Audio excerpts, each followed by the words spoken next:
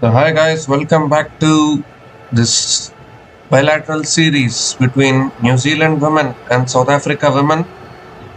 It's the third T20 match and it's happening at the Eden Park in Auckland. The series is leveled at 1-all. So everything to play for in the remaining three T20s. South Africa women have again won an important toss and elected to bat first at Eden Park. I mean, if there is any venue in New Zealand where you want to chase down totals, that would be Eden Park in Auckland. But even in that venue, South Africa backed themselves to bat first and post a total on the board and try and defend it. Both the openers for South Africa women are out in the middle. Sunil Lewis and Tasman Brits are opening the batting for South Africa women. Jessica Kerr has the new ball in his hand. She's going to be bowling the first over. All in readiness. First ball of the match. Jess Kerr bowling to Sunil Lewis. Has Fullen on the pads, flicked away towards deep square leg. And Sunil Lewis and South Africa women get off the mark with a single.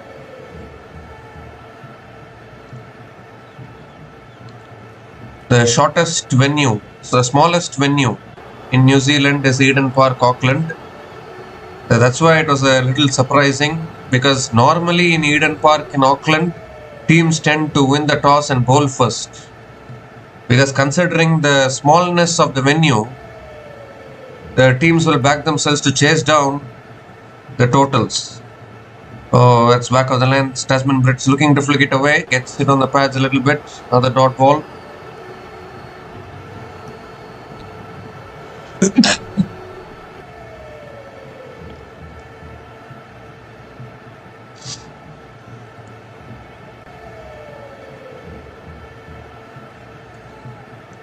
Boundaries are so short at the Eden Park in Auckland.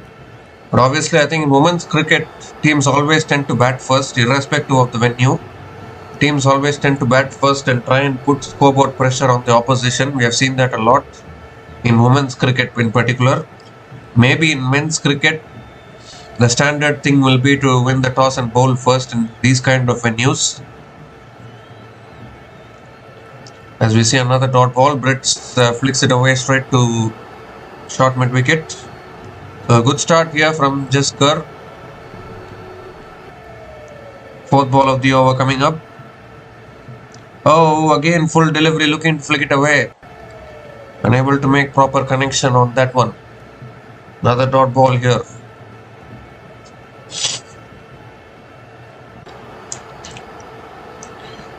Again that in swinger from Jessica Kerr.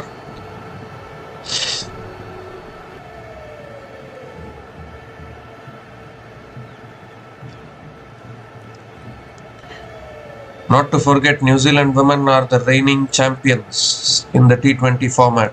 Not to forget that. You shouldn't forget that.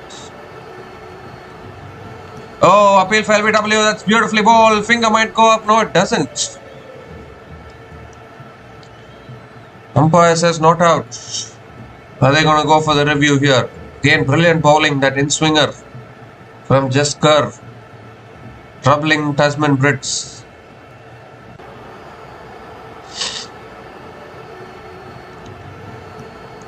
Yes, Amelia Kerr goes for the review, so I need to have a look at this. That's brilliant bowling once again from Jessica Kerr. A circumspect start here from South Africa women.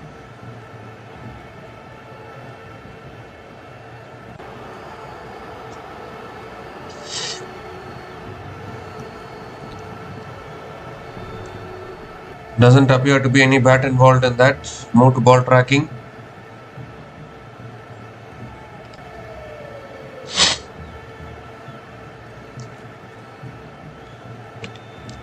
In fact, there is bat involved. There's a huge spike as the ball passes the bat, so the decision will remain not out. Yes, not out it will be. It's still a good over here from Jess Kerr. Four consecutive dot balls.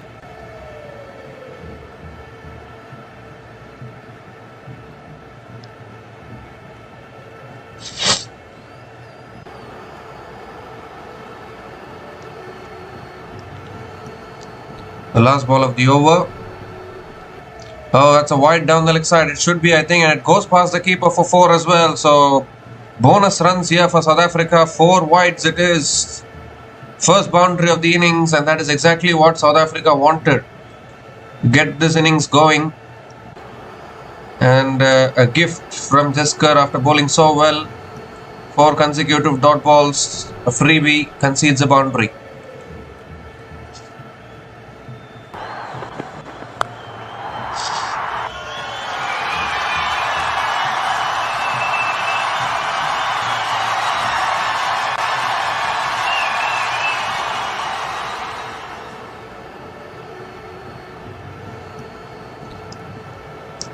The last ball of the over. And that's back of the length, flicked away again, straight to square leg. Another dot ball to finish the over. The 6 runs came from that over, and South Africa women are 6 without loss after 1 over.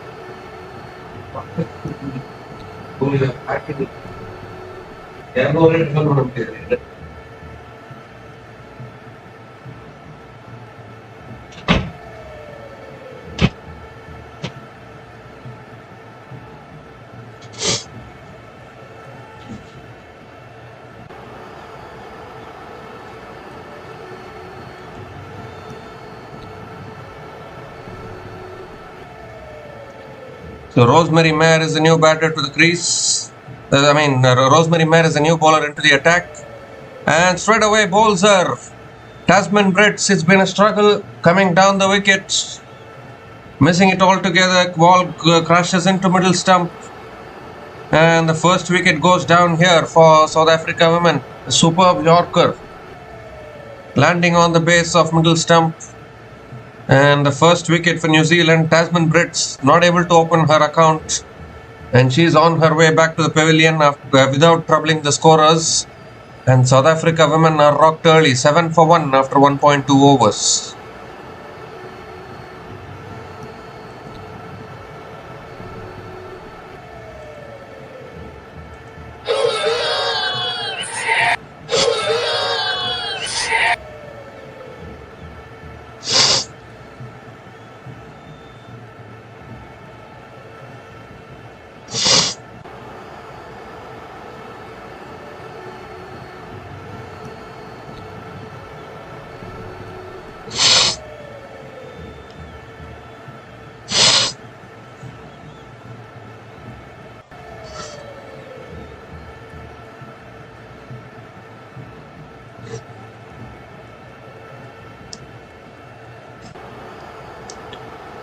So Laura Wolfart is the new batter to the crease, the captain of South Africa women, making her way out to the middle. This is the problem with South Africa women actually. They are so vulnerable more often than not. Third ball of the over coming up. That's full, driven down the ground. Straight to mid-on. Another dot ball here.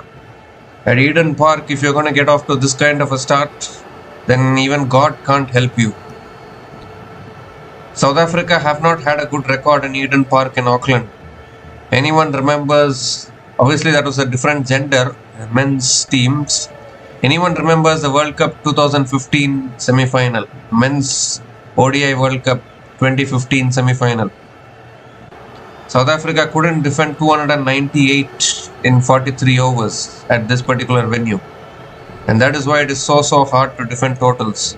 As we see, Laura Wolfart flicks it away leg side towards deep mid wicket and gets off the mark with a single.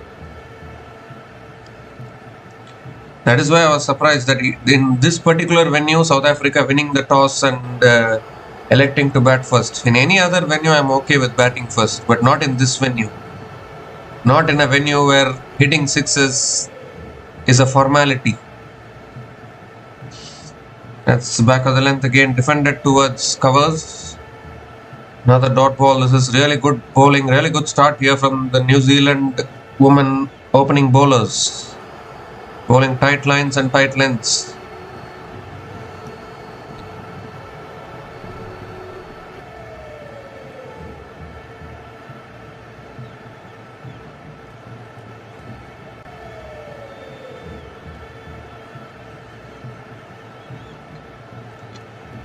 The last ball of the over. Shot again, pulled away by Suna Lewis towards deep mid wicket and picks up another single to finish the over. Really good over once again from Rosemary Mayer. There's 3 runs came from that over, including the wicket of Tasman Brits. And South Africa women are 9 for 1 after 2 overs.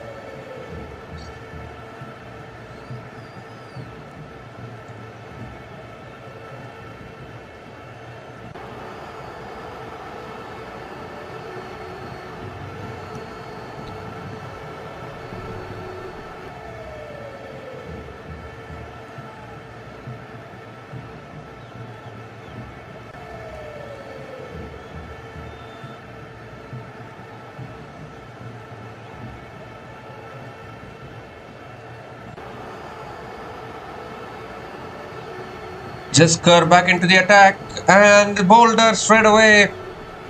Another one goes.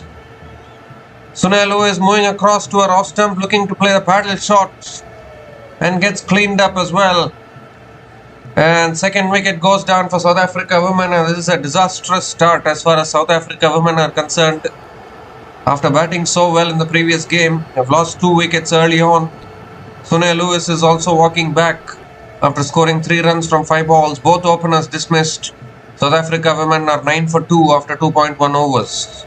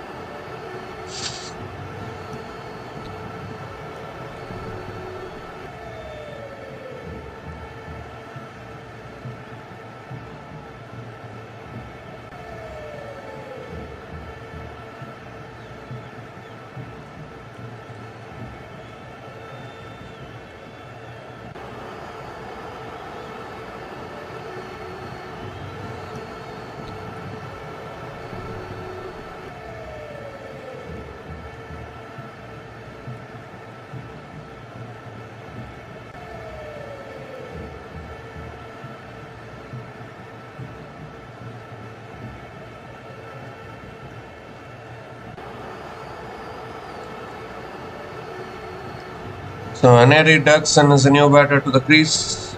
Flicks it away towards mid-wicket. Another dot ball from Jisker.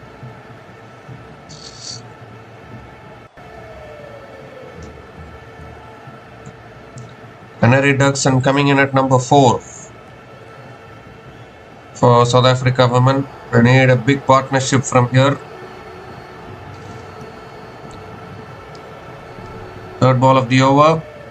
On the pads, flicked away by Aneri Dugson, gets off the mark with a single.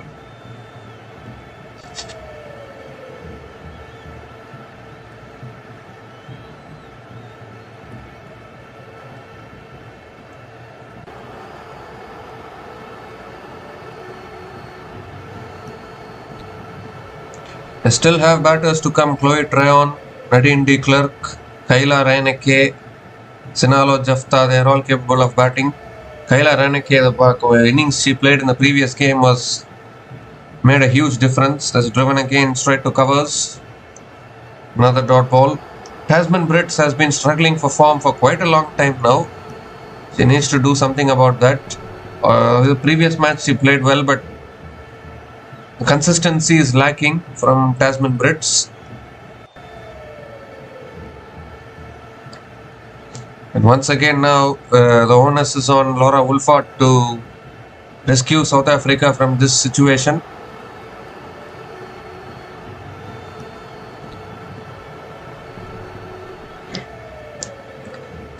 This time it's full again, driven straight to covers. Another dot ball from Jasker. Can't believe this is Eden Park, Auckland. South Africa are off to such a messy start. 2 wickets down, current run rate also below 6 at the moment, so not looking good as far as South Africa are concerned. This is the problem with South Africa actually, both in women and men's category. Like, the consistency in good performances is missing. That's a wide down the leg side. A wide given by the umpire. Jasker has to reload that one again.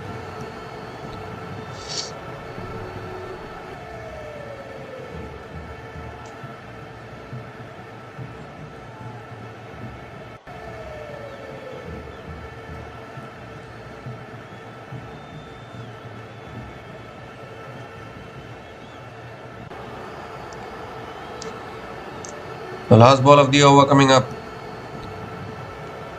And that's flicked away by Laura Wolfart. Picks up another single to finish the over. Another good over for New Zealand women. 3 runs came from that over, including the wicket of Sunil Lewis. And South Africa women in all kinds of trouble early on in this innings. 12 for 2 after 3 overs.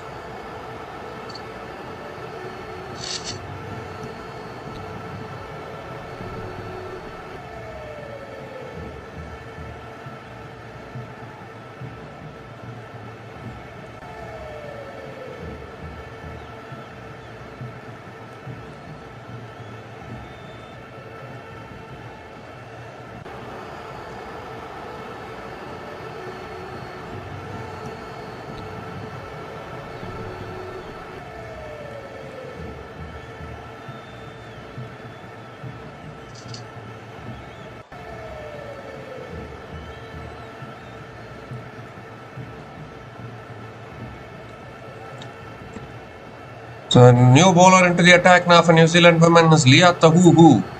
She's come into the playing 11 today in place of Bree Illing. Oh, and straight away Wolfart coming down the wicket, going for the big shot, unable to make contact. Another dot ball to start the over. Leah Tahuhu coming into the playing 11 today in place of Bree Illing. Experienced campaigner.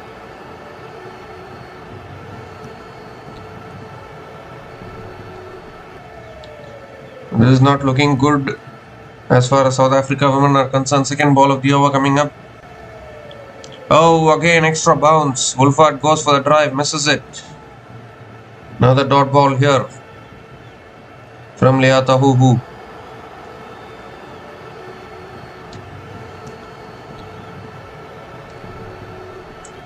As far as South Africa women are concerned, Ayanda Hlubi has come into the playing 11 in place of Masabata Class. Don't know much about her, but we need to see. Oh, that's another. This time it's given as a wide, maybe too wide from Leah Tahuhu.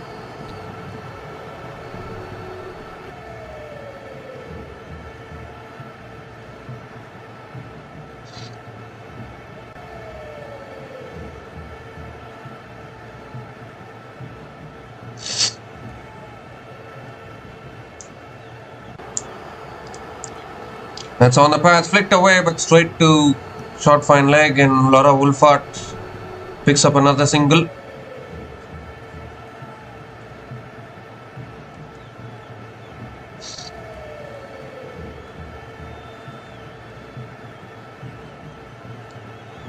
I think Ayanda Hlubi is supposed to be a bowler for South Africa women.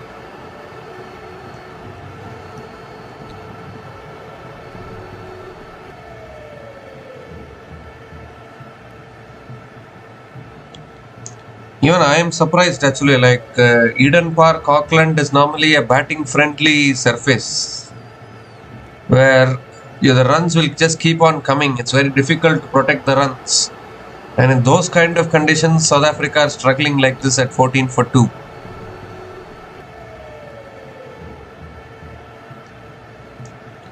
Maybe the pacers are getting assistance, but very, very short boundaries. If you connect it well, it will surely go for 6. And that is exactly what has happened here. Raneri ducks and clears the boundary. That's the first 6 of this innings. Was in the slot from Leah Tahuhu, and Nari Dodson picks up the first 6 of this innings. Much needed 6 for South Africa women.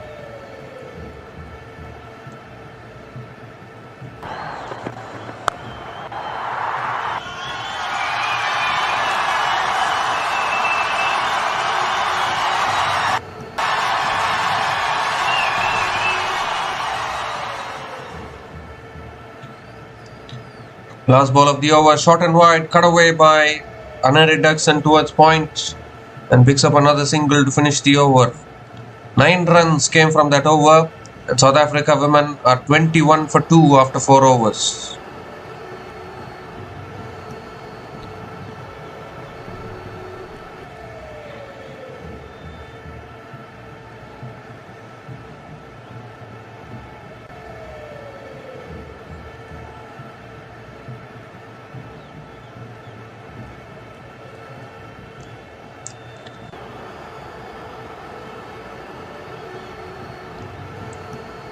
New Zealand women are the reigning T20 champions, and they're playing like champions at the moment. Fantastic start with the ball. Under Amelia Kerr's captaincy, they're playing a different brand of cricket altogether. Jess Kerr again into her 3rd over. Anari Dodson drives it straight to covers. Again a dot ball to start the over.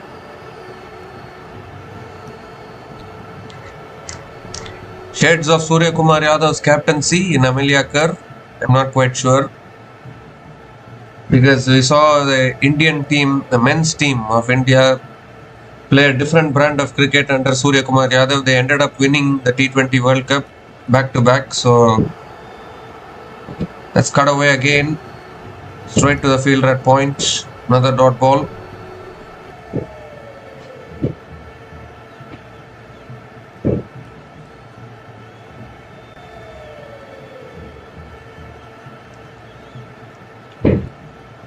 I still have Nadine de Klerk to come in after this, and then Kayla Reineke is also there.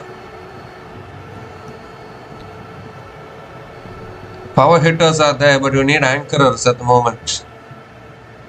Leading edge down the ground towards mid-on, and Anari Dodson picks up another single.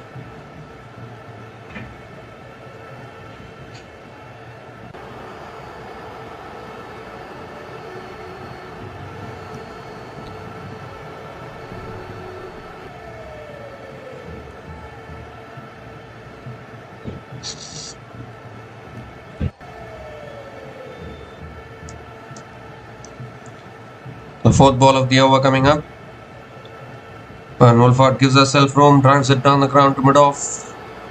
Another dot ball here. Another good over here for New Zealand. Squeezing in some really good overs at the moment. Economical overs. Bowling economical overs at this particular venue is very, very tough. Still the New Zealand bowlers are doing it. Also picked up 2 wickets. They need something special from Laura Wolford. At the moment she's struggling here. 3 from 9 balls. Let's hit down the ground towards long on, and Laura Wolford picks up another single.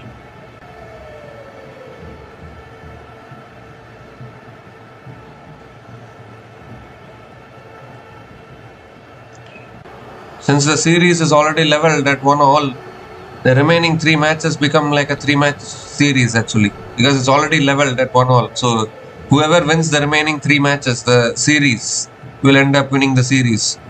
Oh, it's gone through the batter, gone through the keeper, and that'll run away for 4. Will it be 4 byes, or is it off the bat?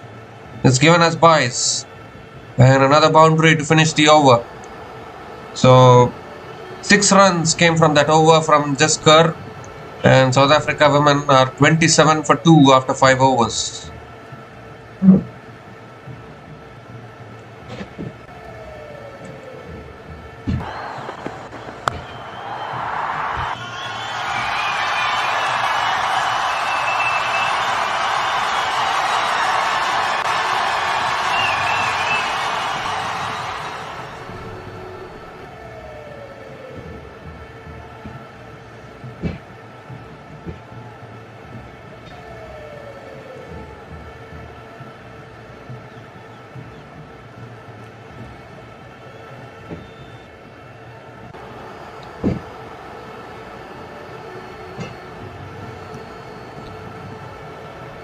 Rosemary Mare back into the attack. Wolfart swings it away leg side and picks up another single to start the over.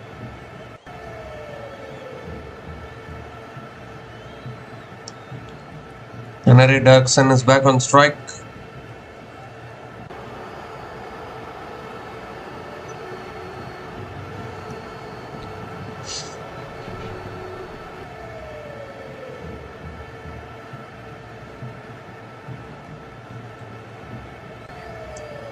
This time full again, and Henry Dirksen hits it down the ground. Picks up another single.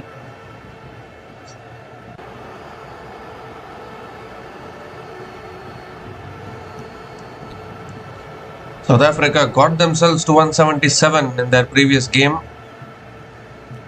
And today it's looking like they might fall well short of that particular total. Although there's still a long way to go. That's edged and that's over the fielder at third man, and that runs away for 4. So a little bit of width on offer there from Rosemary Mare.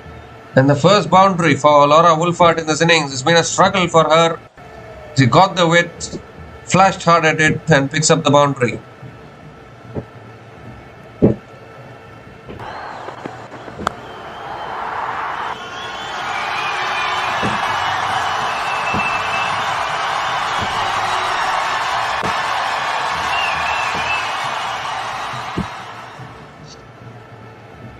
This time it's smashed away past that fielder at covers. Will it race away for 4? Yes, it does. The fielder, valiant effort, but can't stop the boundary. Back-to-back boundaries from Laura Wolfart, and this is exactly what is needed at this stage. And Wolfart has to bat aggressively. Picks up another boundary.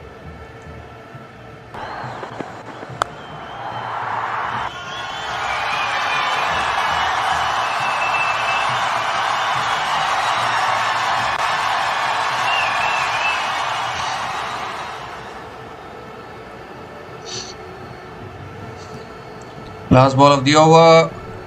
Is there a wide down the leg side? I don't think so. It's not given. Maybe brushed the pad on the way through to the keeper. Maybe brushed the pad on its way through to the keeper, so that is why it's a dot ball. 10 runs have come from this over. Still 1 ball left.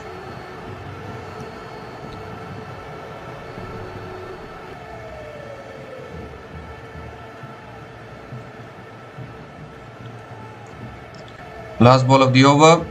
Gives herself room, goes over the top, over the fielders, and that doesn't reach the boundary. Good fielding in the deep, and Laura Wolfart picks up another couple of runs to finish the over. The 12 runs came from that over. The power play has been completed. They are having a look at whether fielder stopped that ball cleanly. I think she's done well. He's done well actually.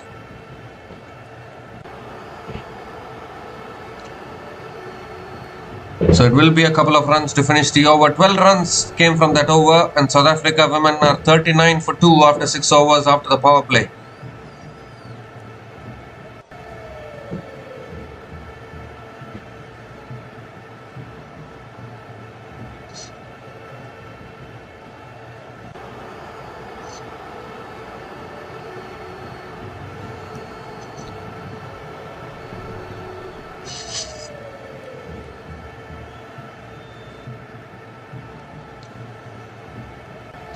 So Amelia Kerr is the new bowler into the attack. That's tossed up, and Henry Dirksen drives it straight to covers. Again a dot ball to start the over. The captain Amelia Kerr bringing herself into the attack now. Ooh, I think was the googly there. Dirksen going for the drive, a little bit of an inside edge towards deep square leg for another single.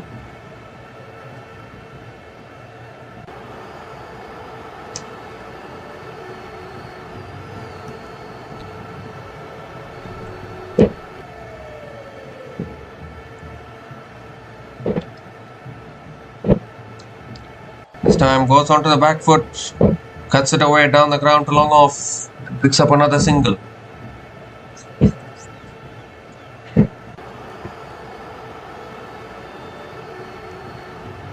2 runs from the first 3 balls of this over.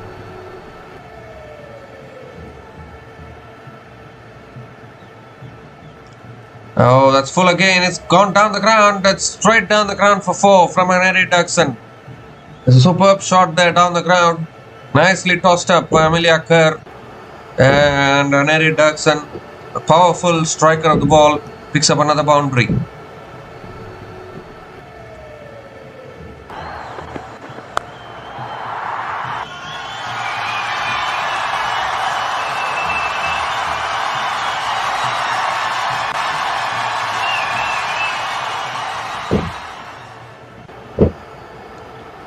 This time goes for the slog sweep.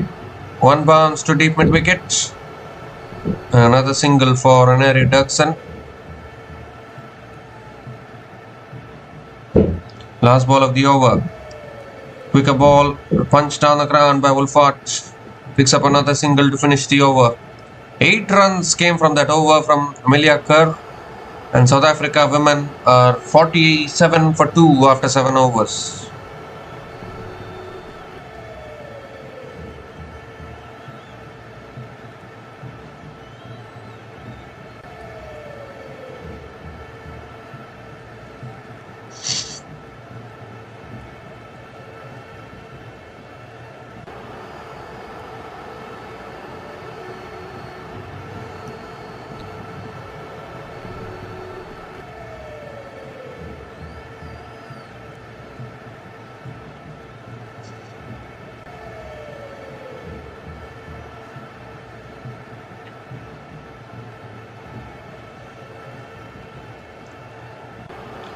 Sophie Devine is the new bowler into the attack. Straight away, Wolfart flicks it leg side towards deep mid wicket and picks up another single to start the over.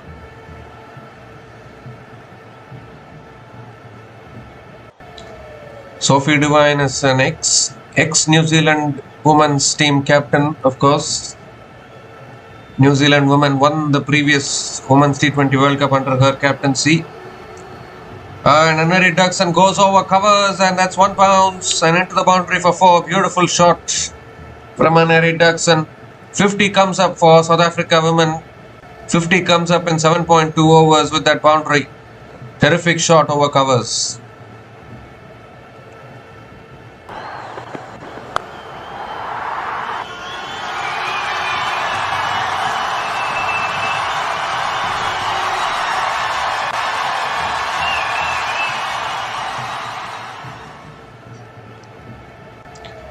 This time it's pulled away in the air and it lands just short of that fielder at deep mid wicket. Took another risk there almost, Henry Duxon.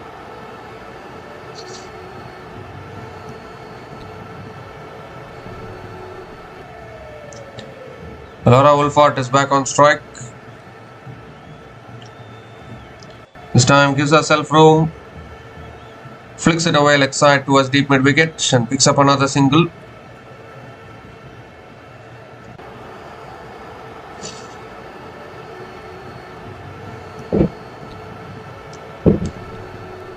Seven runs have come from this over, still 2 balls left.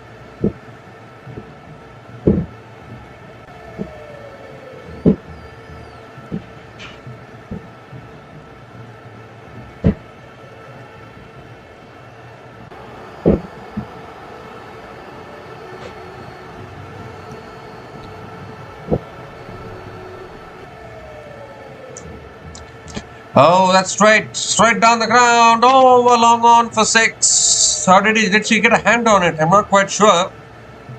Not quite sure whether the fielder at long on got a hand on it. Georgia Plummer, the fielder at long on, not able to pull it in. It's gone all the way for 6. And Henry Duxon starting to go very aggressive here. Her second 6 in this innings.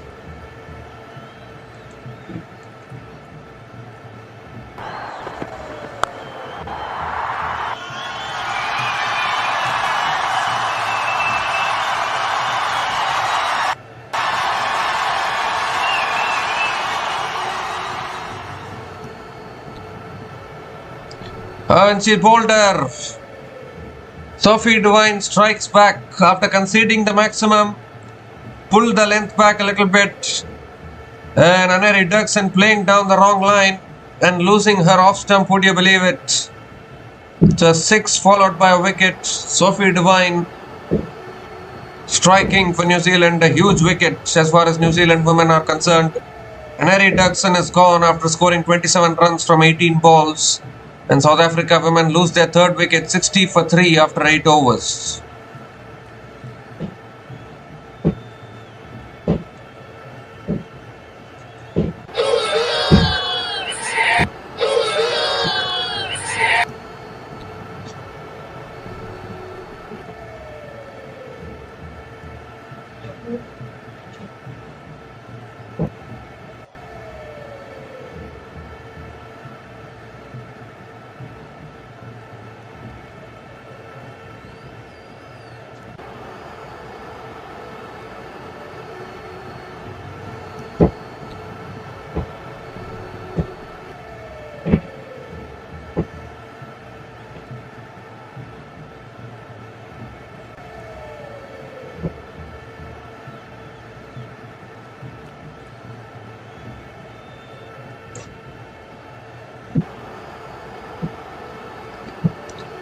Chloe Trayon is the new batter to the crease. Leah Tahuhu continuing into the attack. Wolfart punches it towards covers and picks up another single. I still have Nadine de Klerk and Kayla Reinecke after this. They need both these batters to take this innings deeper, so that they can give a good they can lay a good foundation for the finishers to come and finish it.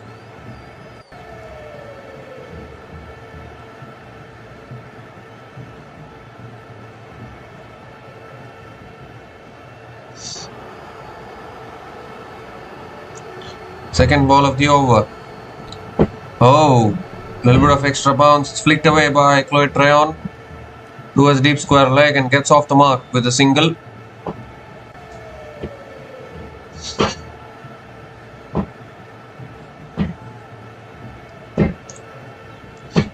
I think that was a good partnership actually between Laura Wolfart and Aneri Duxon.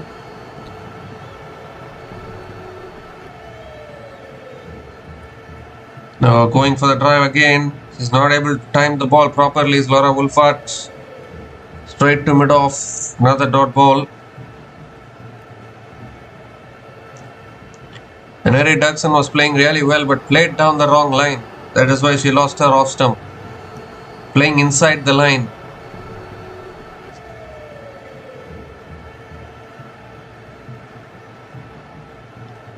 This time it's hit down the ground.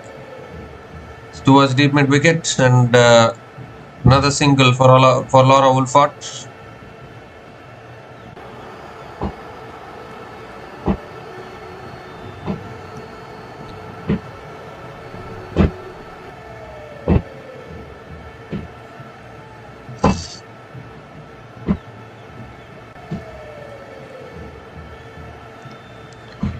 This time Chloe Trayon drives it away towards deep extra covers. Good fielding at deep extra covers. They'll come back for 2. Well run. Another couple of runs for Chloe Trayon.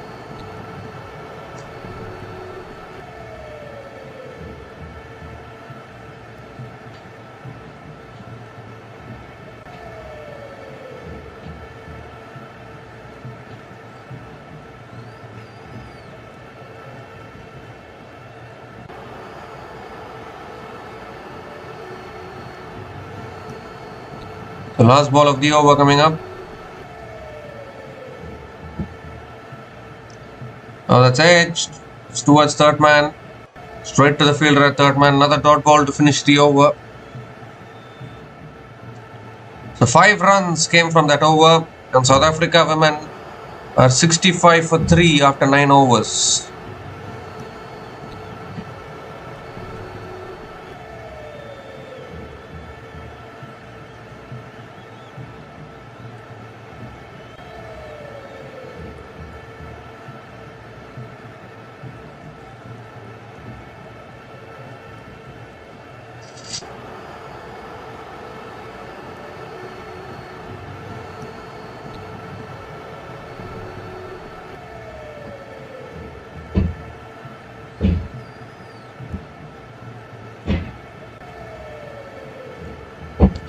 Amelia Kerr is back into the attack, starts with a dot ball again. I think it was a little bit of a googly.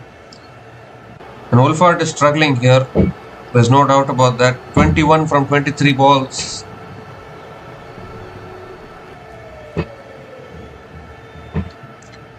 Comes down the wicket, goes down the ground, and that'll beat long off for 4. So that is what is needed from Laura Wolford. Use of the feet, beautifully hit past that fielder at long off.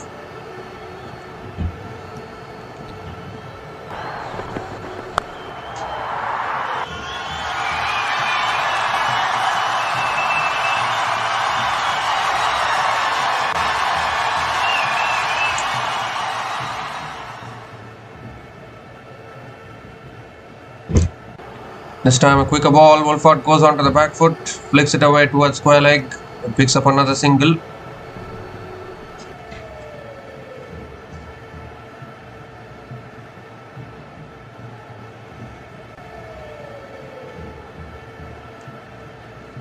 And 3 more deliveries left in this over. Chloe Tryon is back on strike.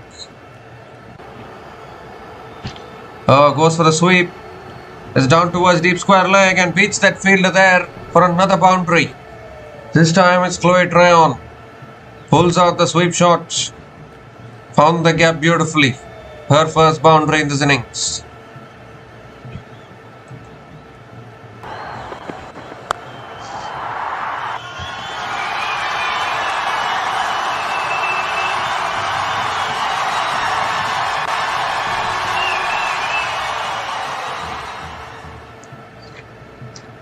This time it's a full toss and Tryon puts it away. In the cap for another 4. 3 boundaries in this over. Back-to-back boundaries from Chloe Tryon. A loose delivery there from Amelia Kerr. Normally you don't see her ball these kind of loose deliveries. A full toss. Asking to be hit and Chloe Tryon puts it away.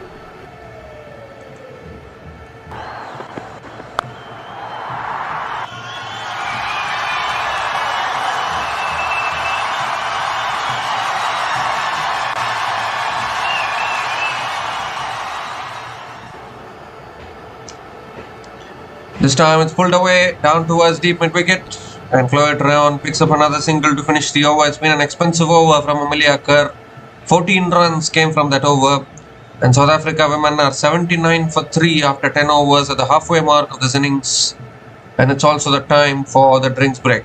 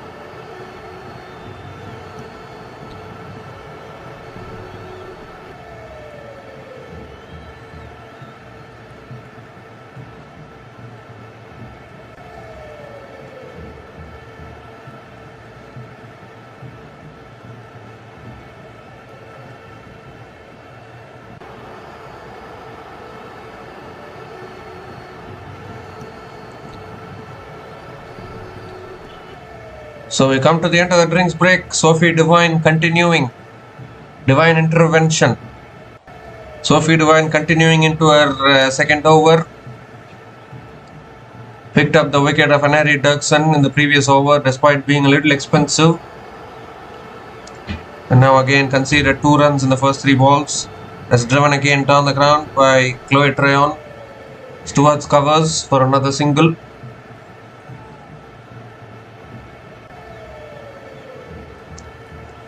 But it has to be said, it was a very poor start from South Africa women, to be honest, losing both their openers, but they've recovered well, at least till now. That shot again pulled away by Wolford as she found the gap. The deep mid wicket comes around. Another single for Laura Wolford.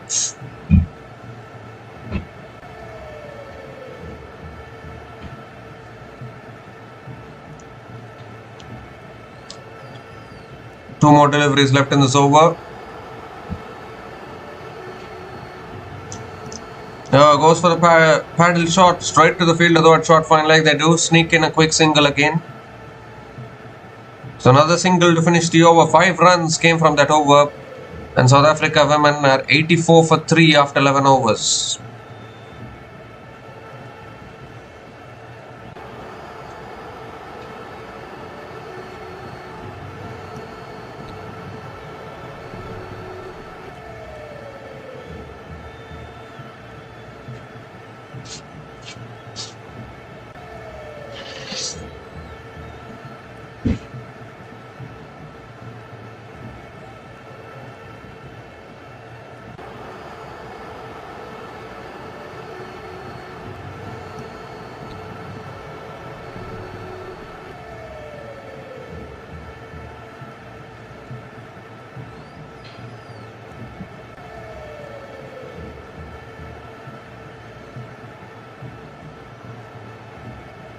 Susie Bates is the new bowler into the attack.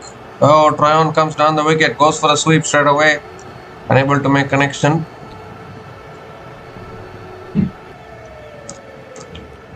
Again a dot ball to start the over.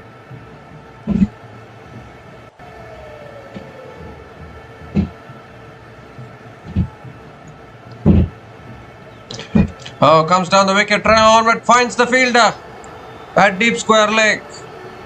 Was looking for the big shot once again. Hit it flat, straight into the hands of that fielder at deep square leg. And Susie Bates, what an inspired bowling change. Immediately striking. Chloe Trayon's cameo comes to an end. A good knock from Chloe Trayon. She hit 2 boundaries in that innings, but has to go now. 4th wicket goes down, and just as this partnership was starting to build, partnership of 24 from 20 balls has been broken. So Chloe Trayon has gone after scoring 15 runs from 12 balls, and South Africa women are 84 for 4 after 11.2 overs.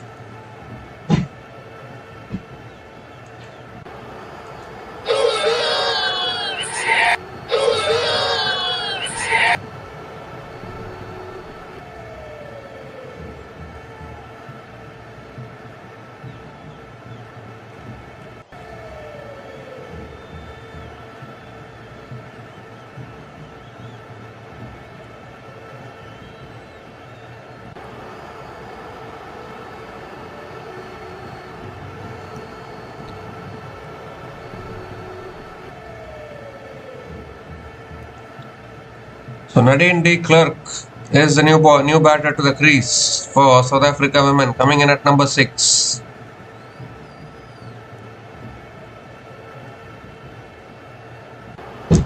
And straight away de Klerk gets off the mark with a single.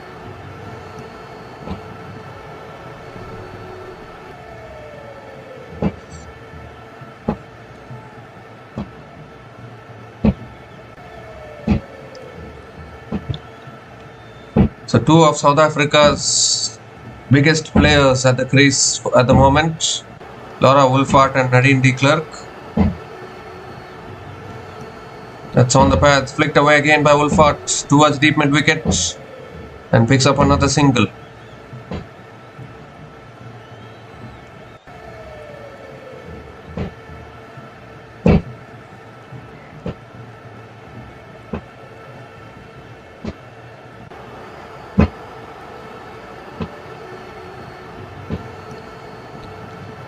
Oh, that's on the pads. Helped on its way, but straight to short fine leg.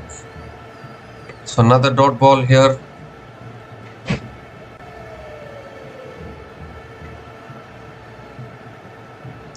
Well, Nadine de Klerk has played some crazy knocks in the last few months for RCB, for South Africa women in the Women's ODI World Cup. That's driven beautifully by Nadine de Klerk. It's through the gap. Doesn't reach the boundary, but she will pick up another couple of runs to finish the over. A really good over actually from Susie Bates. 4 runs came from that over, including the wicket of Chloe Tryon. And South Africa women are 88 for 4 after 12 overs.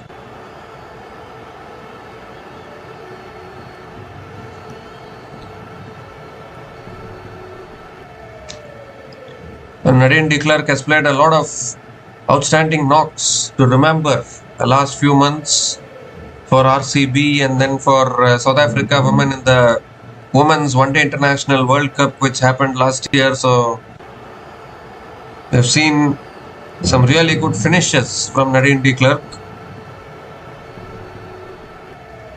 Can be a very dangerous batter. Leah Tahuhu is into her third over. Wolfart picks up another single to start the over, given as leg byes by the umpire. 1 leg by as it is.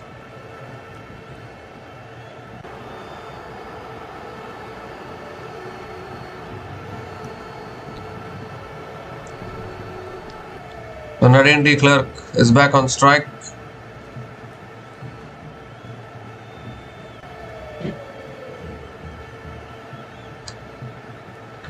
Second ball of the over coming up.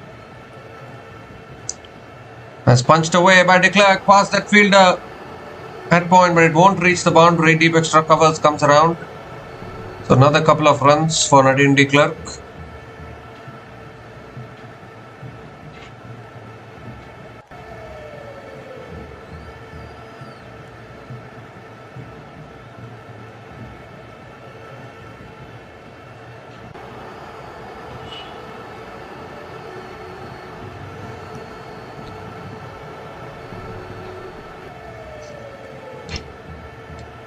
Oh, that's a wide down the leg side. Yes, given as a wide by the umpire. Leah Tahuhu has to reload that one again.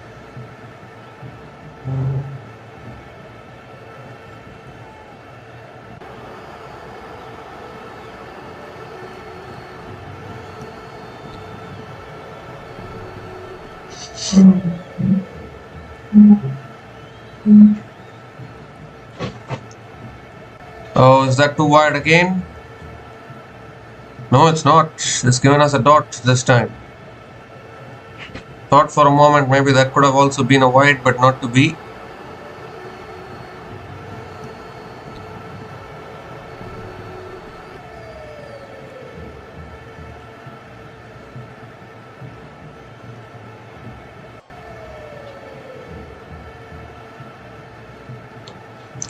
Oh, that's helped on its way again, but straight to that fielder at short fine leg. They've been trying that shot for quite a long time. We've even seen Chloe Tryon and a few other batters as well trying to paddle sweep it, but finding that short fine leg fielder to perfection every single time.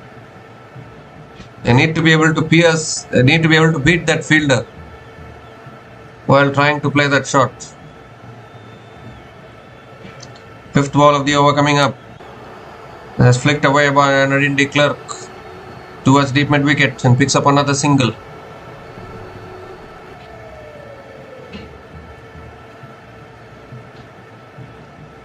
Can they get to that 170, 180 which they got in the previous game? They need to go berserk from here, both these batters.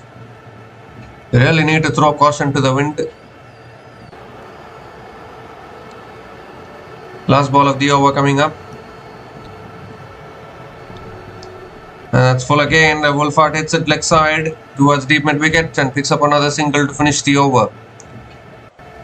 So 6 runs came from that over from Leah Tahuhu, and South Africa women are 94 for 4 after 13 overs.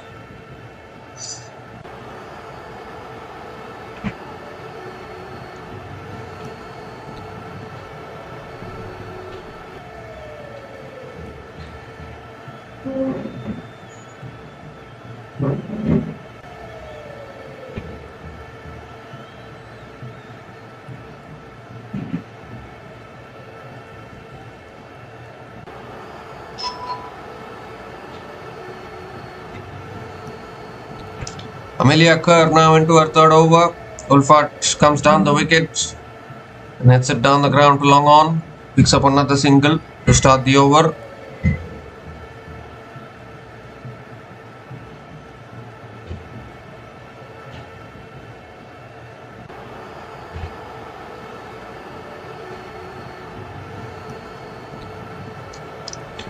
De Klerk is back on strike. Second ball of the over coming up.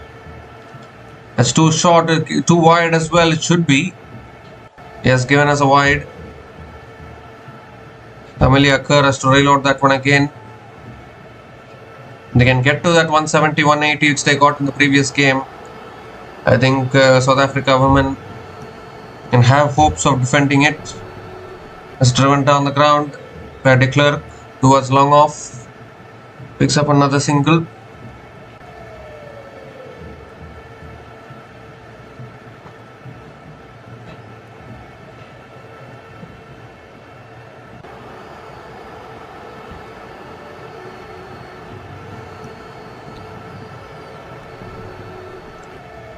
This time pulled away by Wolfart towards deep square leg and picks up another single. Ooh, throw was almost too high.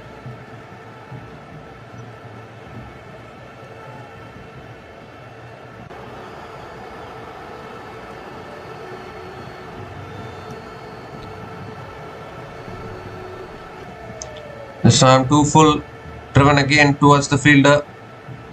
Another dot ball. Two more deliveries left in this over. Just 4 runs from this over so far. Good over from Amelia Kerr. And De Klerk is batting at a strike rate of 77.78. It's a little surprising. Another quicker ball. It's punched towards point. Oh, flat throw, but as Wolfart made it back. The umpires are going upstairs here. I think Wolfart has made it back. New Zealand are not celebrating. I think even they think that maybe Wolfart has made it back, so it will be only a single.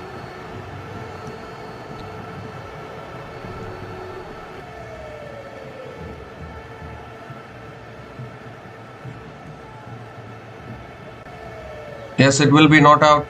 Wolfart has made it back. It will be a not out. It will be a single. For a moment though, the bat was in the air, but I think the keeper was a little too slow to take the bails off. So Wolfart has made it back.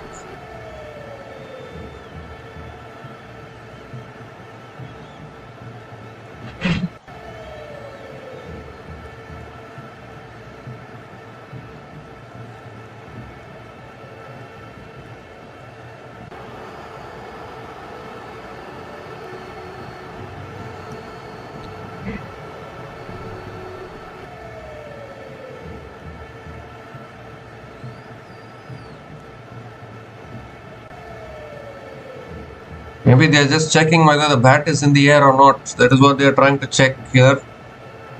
But it should be not out.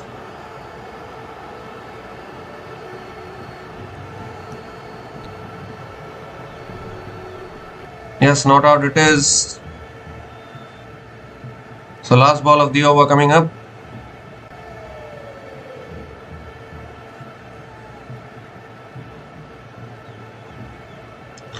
And it's flicked away again by Amelia Kerr. By Laura Wolfart. Oh, puts in the dive there. Almost a chance of run out. And they'll pick up another single to finish the over. Very, very risky single, but they do complete it. 6 runs came from that over. 100 comes up for South Africa women. South Africa women are 100 for 4 after 14 overs with 6 more overs to go.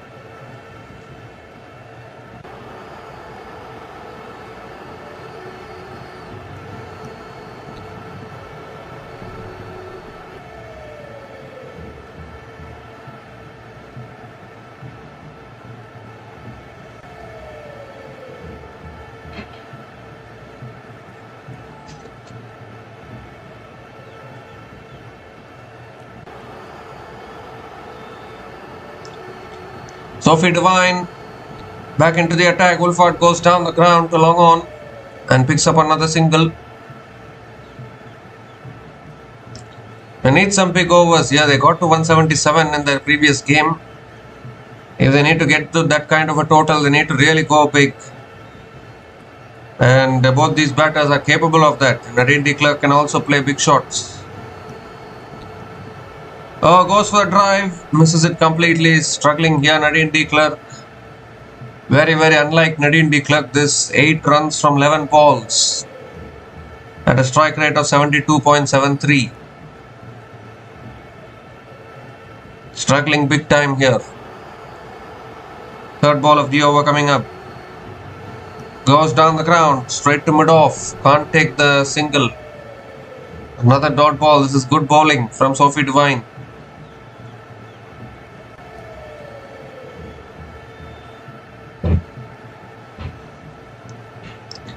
Just 1 run coming from this over. Still 3 balls left. This time it's cut away, but straight to the fielder again. It's been taken, in fact. Another wicket goes down. And a struggle for Nadine de Klerk has come to an end here. Sophie Devine strikes. There was a little bit of width on offer. Nadine de Klerk giving herself room, looking to cut it away, but cuts it straight into the hands of that fielder at point. South Africa lose their 5th wicket here, and Nadine de Klerk unfortunately just couldn't get going at all. Very, very uncharacteristic of her. And she has to make the long walk back. So Nadine de Klerk is gone after scoring 8 runs from 13 balls. And South Africa women are 101 for 5 after 14.4 overs.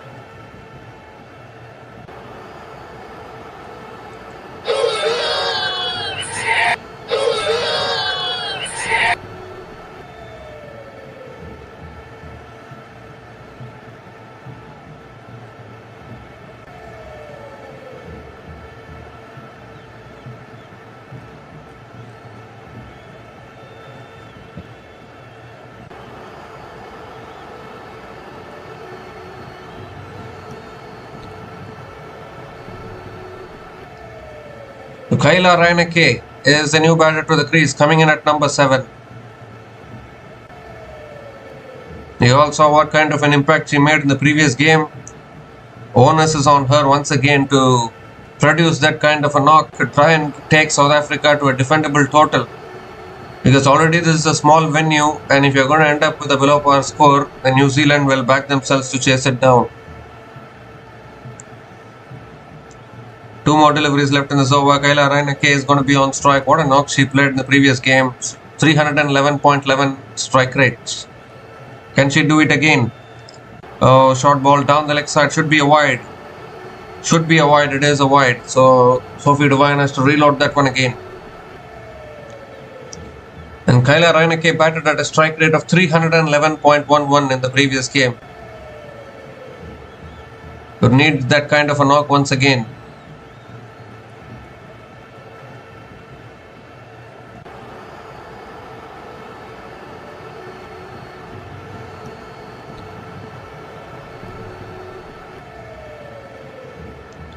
This time it's punched away by Reineke towards point and gets off the mark with a single. Laura Wolfart is back on strike.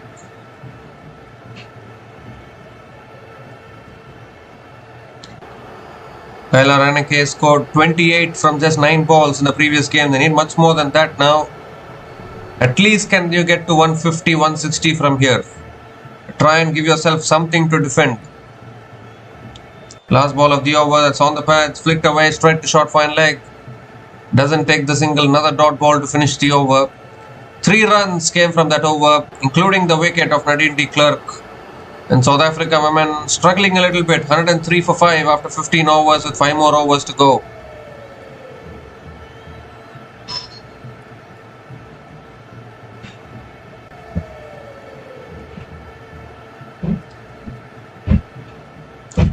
Little surprised actually, because normally you expect some high scoring matches, particularly at the Eden Park in Auckland, but the way this match has gone, it doesn't look high scoring as of now.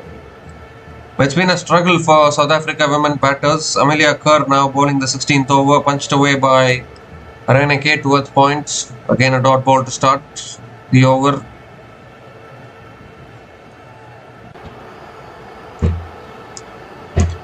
So current run rate 6.79. It's not helping the cause. Oh, goes for the card. Does he nicked it here? Appeal for a catch. Umpire says not out. That could have been a huge wicket. Are they going to go upstairs for the review or what? I don't think they're not going to go for it. Only one review left for New Zealand. They're saving it. Saving it for the later half of this game.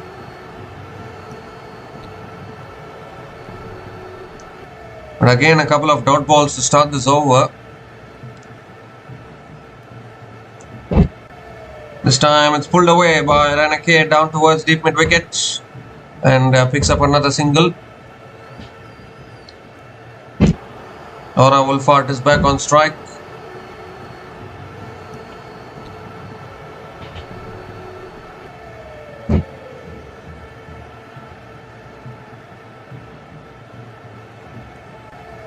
This time Wolfart comes down the wicket and hits it towards long off.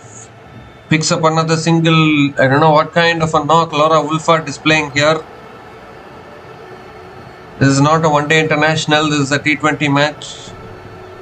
You need to go hard. Ranake goes down the ground. But again, towards long on for another single. Just only able to take the singles at the moment. 3 singles in this over. Still 1 ball left.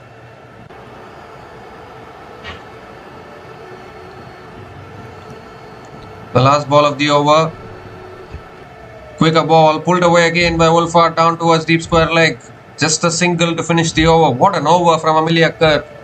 Just 4 runs coming from this over, and South Africa women are 107 for 5 after 16 overs.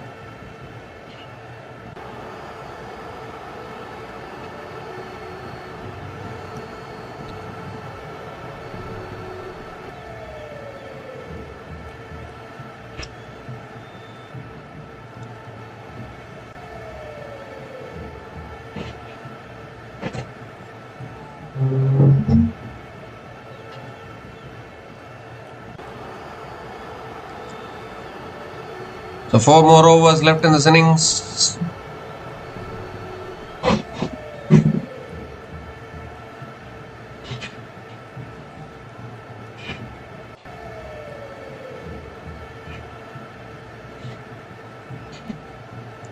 Rosemary Mayer is back into the attack. Wolfart hits it down the ground to long on and picks up another single to start the over.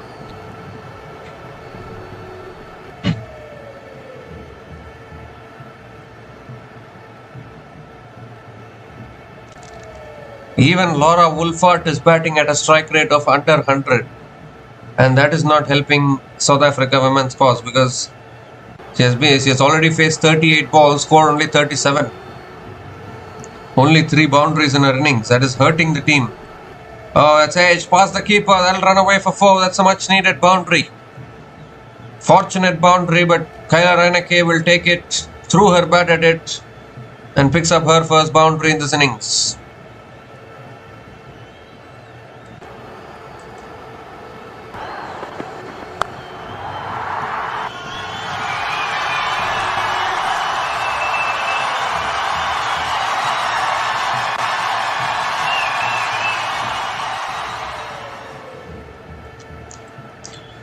Well, that's pulled away again by Ranake towards deep mid-wicket, but only picks up the single this time.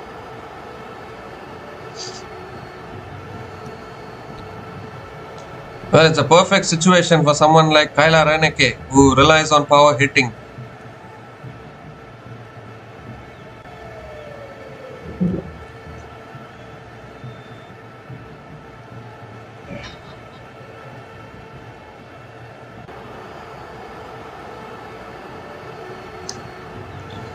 This time Wolfart gives herself room, hits it down the ground. Oh, what happened there? Direct hit. Direct hit from mid-off. Now this could be another wicket to go down here. They've gone upstairs to the third umpire. Oh my goodness. What were the batters doing? Yes, gone by a mile. Gone by a mile. Another wicket goes. It's going from bad to worse as far as South Africa women are concerned. They needed this partnership to stay till the end. Out is the call. Wolfart has to go. I don't know whether there's a blessing in disguise because Laura Wolfart was not looking good anyways. Is on her way now. After scoring 37 from 39 balls, Laura Wolfart is gone. And South Africa women are 113 for 6 after 16.4 overs.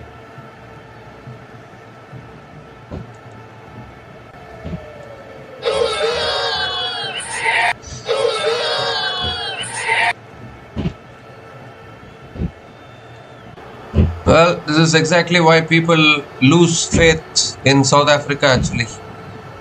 The most inconsistent team in international cricket. The previous match they played so well, now once again not able to maintain that good performance. One of the reasons why they are not able to win a World Cup in both men and women is because of this particular bad habit which South Africa are having. When it matters the most, they cannot perform. Sinalo Jafta is the new batter to the crease. As far as South Africa women, Sinalo Jafta coming in at number 8 has the capability to bat. Well, Kyla Reneke goes big, but it's high in the air. Could be another wicket. No, it is not. It lands safely. Very interesting shot there from Reneke. Only went straight up. It didn't go anywhere. Picks up another single though. Sinalo Jafta is back on strike. Now this is exactly why you cannot trust South African cricket actually, because very important to perform consistently for a long period of time. Perform well for a consistent period of time. South Africa does not do that. Has defended again towards point. Now the dot ball to finish the over. 7 runs came from that over, including the wicket of Laura Wolfart. South Africa women are 114 for 6 after 17 overs with 3 more overs to go.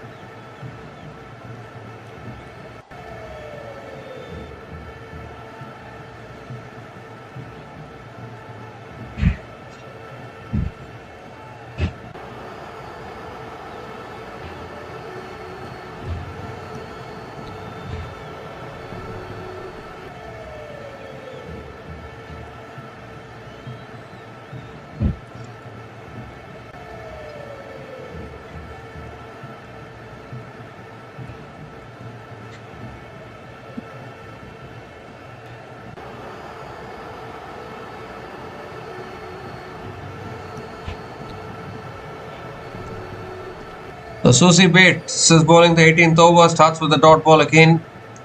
Kyla Reneke has to go berserk now. Now is the time when you have to go for the big shots. There's no point in wasting any more time. Second ball of the over. There's another quicker ball pulled away by Reneke towards deep mid wicket for another single.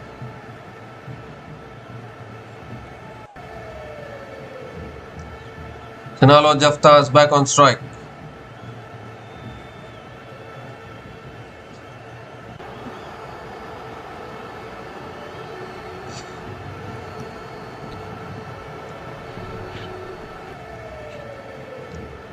The only worrying part is Laura Wolfart played a very ordinary knock today.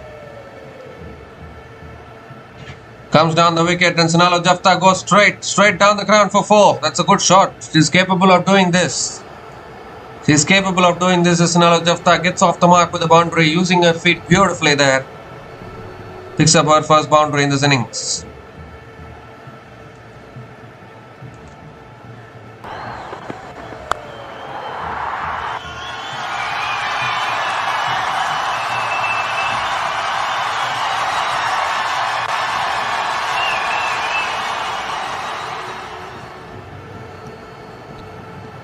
This time a quicker delivery, looking to battle it away, gets it on the pads. Another dot ball.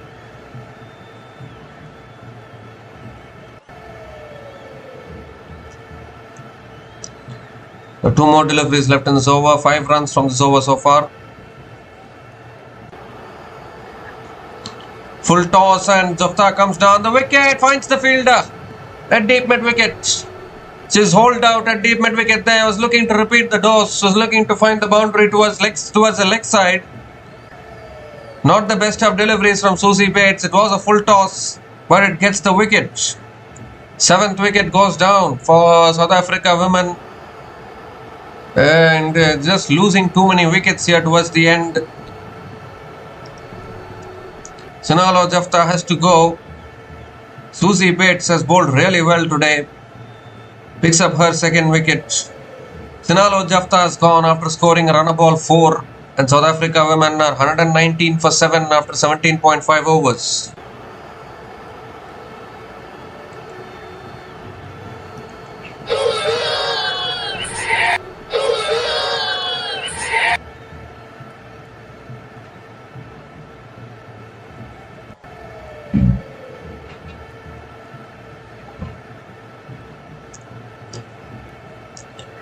So we are down to the tail enders. Ayabonga Kaka is the new bowler. Ayabonga Kaka is the new batter to the crease. Kayla Raneke is the last hope to provide them a good finish and a good total from here.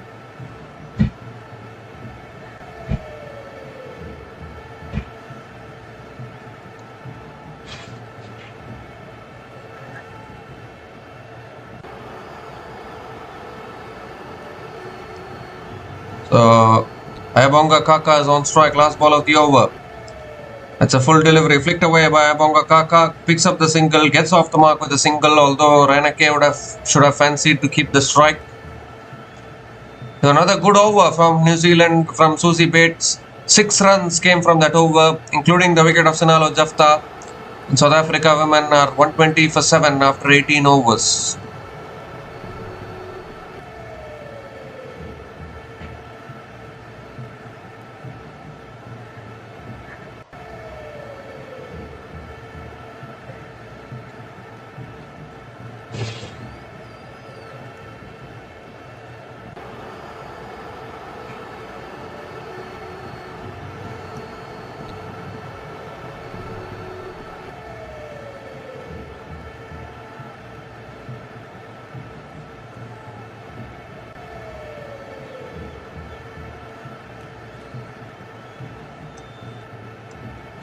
So Rosemary Mayer is bowling the penultimate over, and Ayabonga Kaka hits it down the ground to mid-off and picks up another single to start the over.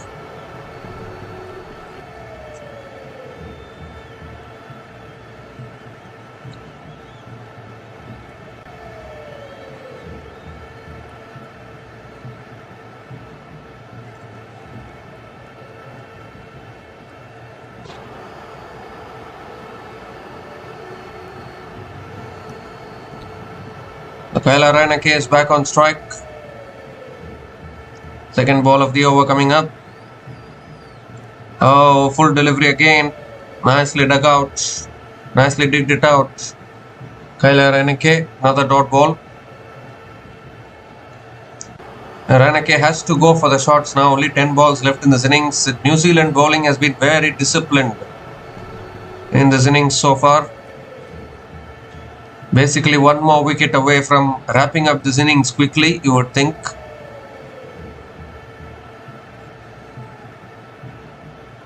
Third ball of the over. Goes in the air again. Fielder lands short of that fielder at long off, and Kayla Raneke picks up another single. Absolutely no timing at all there from Kayla Raneke.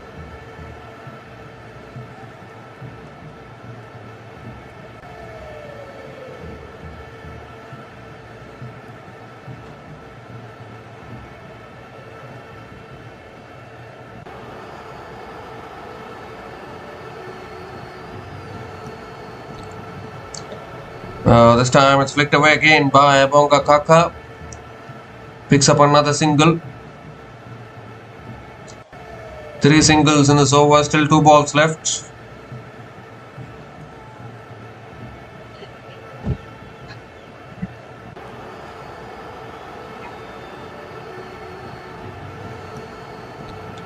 They need a couple of sixes here from Kayla Raneke. She is capable, hasn't got timing, hasn't found her timing so far.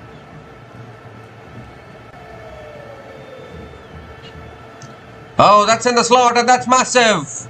That is a huge hit from Kailar Raneke. That is what they wanted for quite a long time now. And Kailar Raneke delivers in the slot from Rosemary Mare. Deposited over long on for a maximum.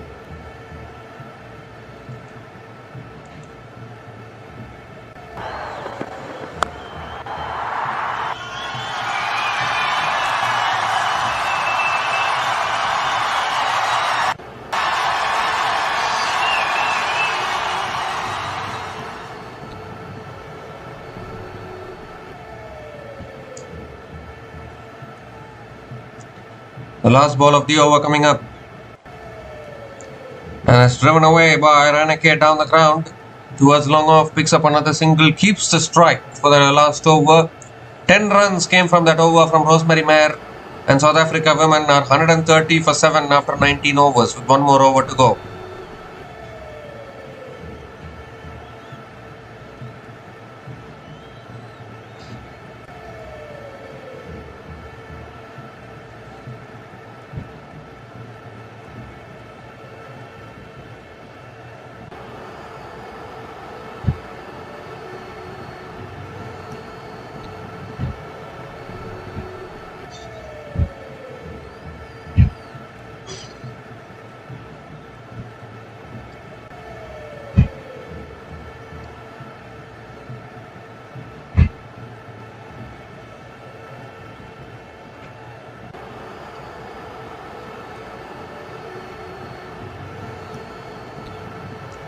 So Jessica Kerr is bowling the last over. Oh, slow ball, goes for the cut, misses it. Dot ball to start. What a vital dot ball at this stage from Jessica Kerr. 5 balls left in this innings. They have the correct batter on strike. Kailar Raneke needs to clear the boundary here. Second ball, full again, beautifully bowled. Excellent Yorker from Jessica. Another dot ball here. Fantastic start to this over. Pressure mounting on Kailar Raneke here. Needs big shots at this moment. Only 4 balls left in this innings.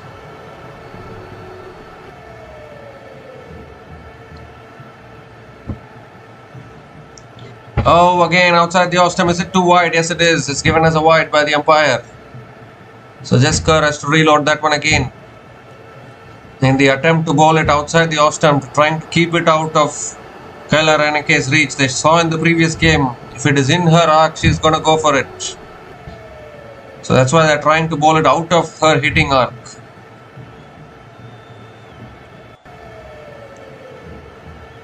That's another wide.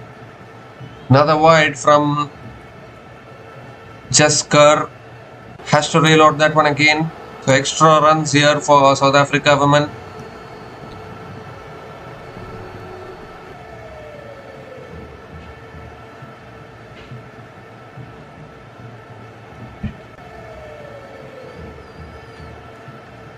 Oh, that's a full toss. Comes down the wicket. And oh dear, it beats the fielder. That long on and into the boundary for 4. But they'll have to look at the height of that delivery as well. We need to look at the height of that delivery, whether it's a no ball or not, but a boundary nevertheless.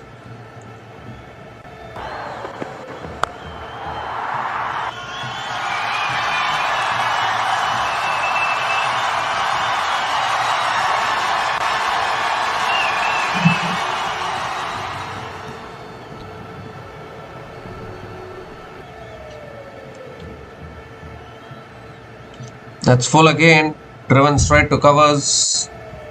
Another dot ball from Jessica. This is brilliant stuff, brilliant bowling in this over. They needed to check the height of the previous delivery. I don't think they checked it because it looked a little too high. It was given as a legal delivery. Can they cross 140 here? That's full and that's gone straight 6. Kailar Raneke. Remember the name. It was full and right in the slot. Raneke hits through the line beautifully and clears the boundary. They've crossed 140 with that maximum.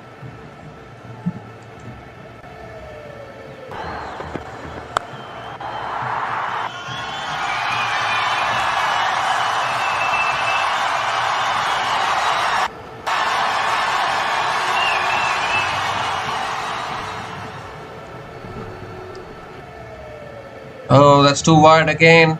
Too wide outside the off stump. Another wide. Another extra run here. It's been a long over this. 3 wides, a 4, a 6. 13 runs from this over already. It's still 1 ball left. If you miss your length at this stage, Kyler Henneke is going to punish you. Last ball of the innings coming up.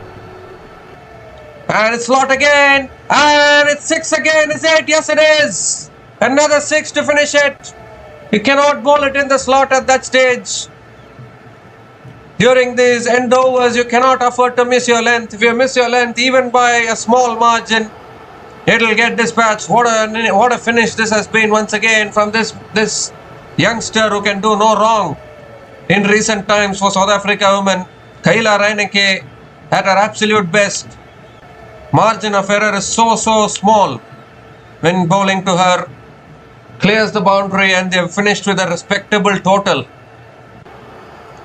An expensive last over from Jessica Kerr.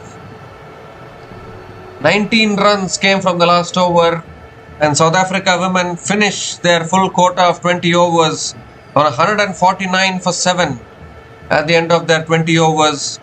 Kyler Henneke once again unbeaten towards the end, 34 not out from 20 balls. Ayabonga Kaka unbeaten on 3, run ball 3. If only South Africa women had gotten off to a better start, they could have pushed towards 170, 180 like what they did in the previous game. But unfortunately, that didn't happen. Tasman Bretts got out early. Sunil Lewis got out early. Laura Wolford, a very struggling knock. 37 from 39 balls she scored. Anneli Dirksen, 27 from 18 balls. Nadine de Klerk didn't get going. Chloe Trayon didn't get going. But Kyler Henneke is one player to watch out for in the future, that is for sure. The way she is hitting the ball is simply unbelievable. Once again, finishing with 34 not out from 20 balls with 2 boundaries and 3 maximums at a strike rate of 170. Outstanding batting, outstanding hitting from Kyler Henneke.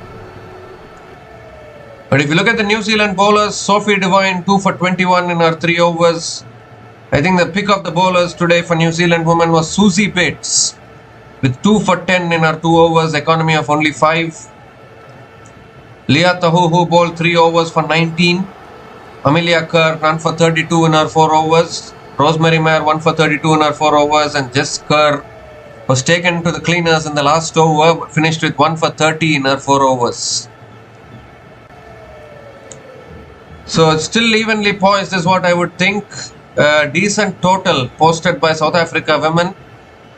New Zealand women, when they come out to bat, will need exactly 150 runs to win this match from their full quota of 20 overs and take a 2-1 lead in this T20 series. We'll be back again shortly to cover the run chase. Until then, please stay tuned.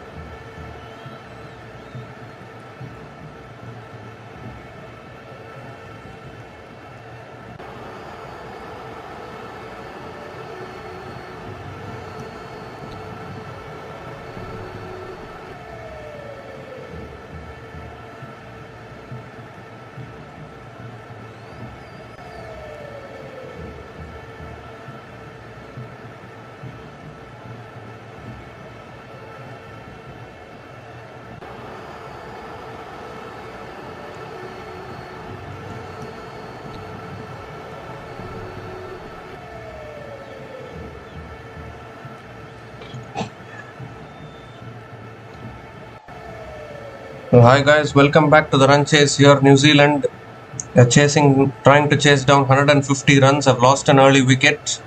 Georgia Plummer has been dismissed. Ayabonga Kaka is the new bowler into the attack. Amelia Kerr has been in good form with the bat, is on strike, not yet off the mark. As back of the length, Amelia Kerr punches it straight to point. Again another dot ball. So can South Africa make a match out of this here? And they can pick up more wickets, try and put more pressure on New Zealand.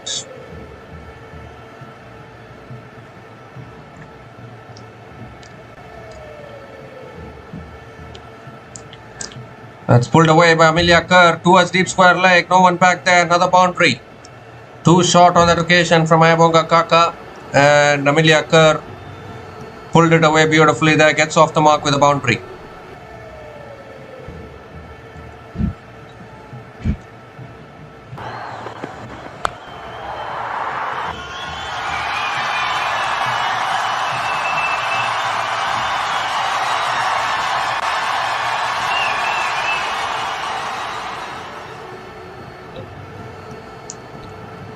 This time pulled away again, past that fielder at mid-on.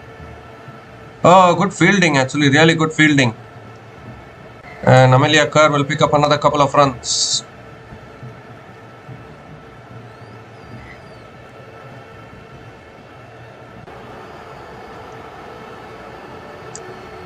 Chasing down 150 at this particular venue shouldn't be too tough, that is for sure, but they've lost an early wicket. And if South African bowlers can keep on taking wickets, you never know, and still try to defend this total.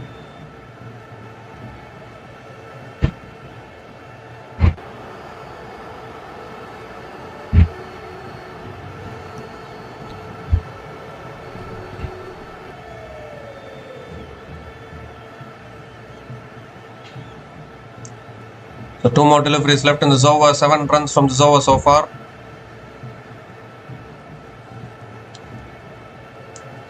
And this time, cut away again, straight to point. Another dot ball from Ayabonga Kaka.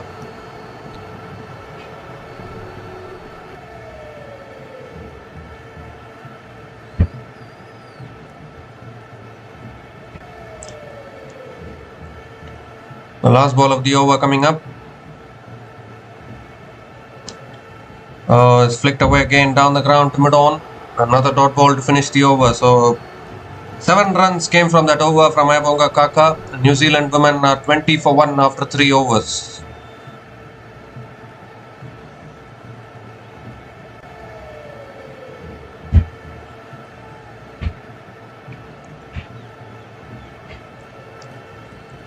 They still have a batter like Sophie Devine to come in after this, and then Brooke Halliday as well. So there is batting for New Zealand.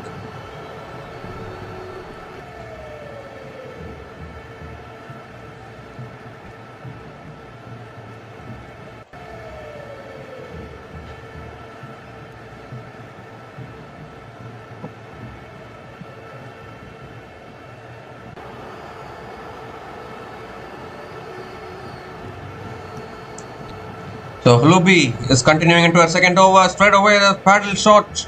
Gets it over short fine leg, and that runs away for 4. So Isabella Gaze continues her aggressive method. Picks up her third boundary.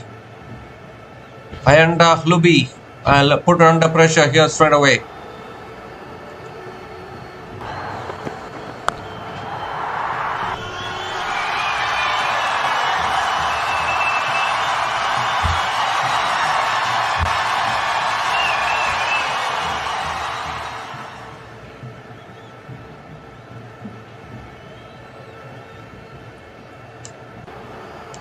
Second ball of the over, comes down the wicket again, drives it straight to covers. Dot ball here from Ayanda Hlubi.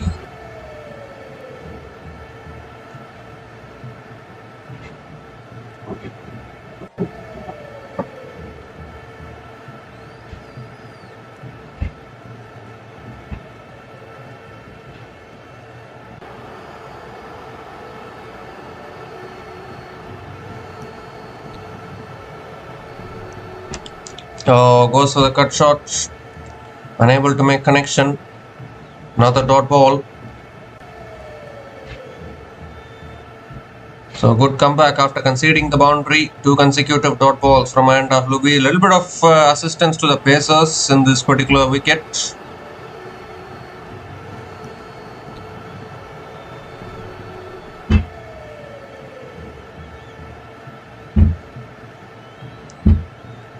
That's full again. Isabella Gaze drives it back to the bowler. Another dot ball.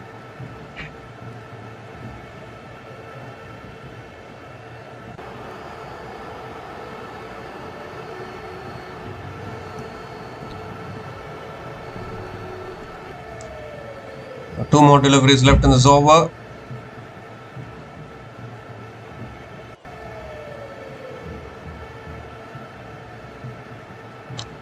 This time it's driven down the ground. One bounce to mid-off. Chance of run out was there. But Isabella Gaze makes it back in time. Another single.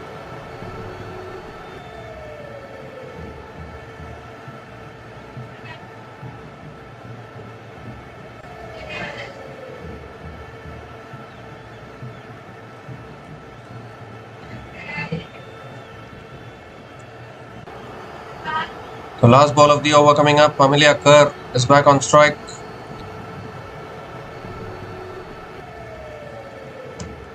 Oh, goes for a scoop. Had to change her shot at the last moment. Will pick up another single to finish the over. 6 leg by single it is. 6 runs came from that over. And New Zealand women are 26 for 1 after 4 overs.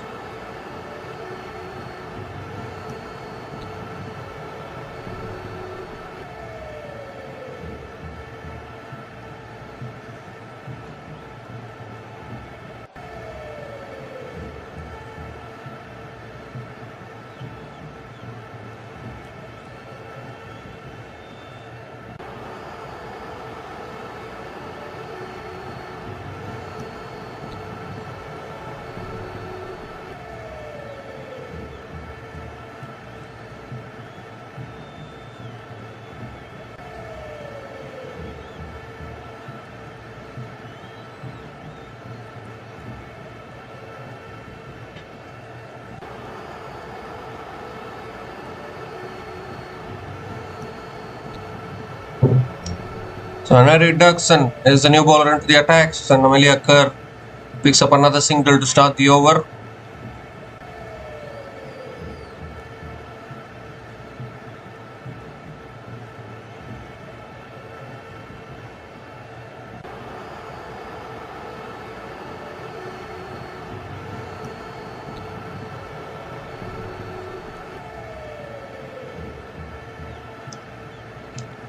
This time again comes down the wicket and flicks it away towards deep square leg. Picks up another single. Back-to-back singles in this over.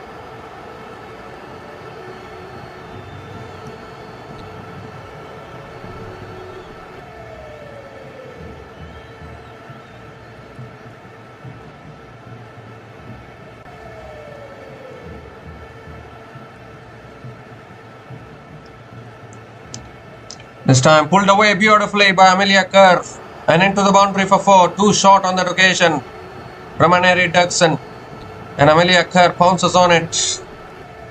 Picks up her second boundary in this innings. Valuable boundary for New Zealand.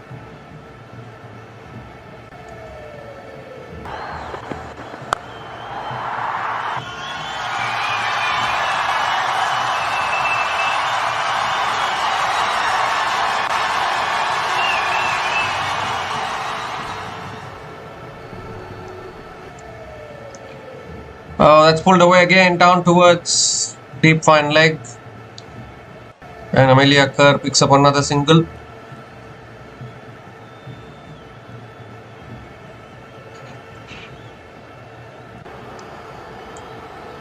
Two more deliveries left in this over.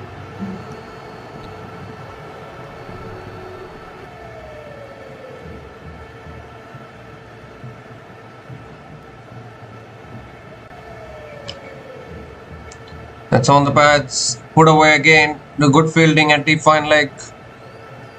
And Isabella Gaze comes back for 2. They'll get it. Another couple of runs for Isabella Gaze. Good running between the wickets.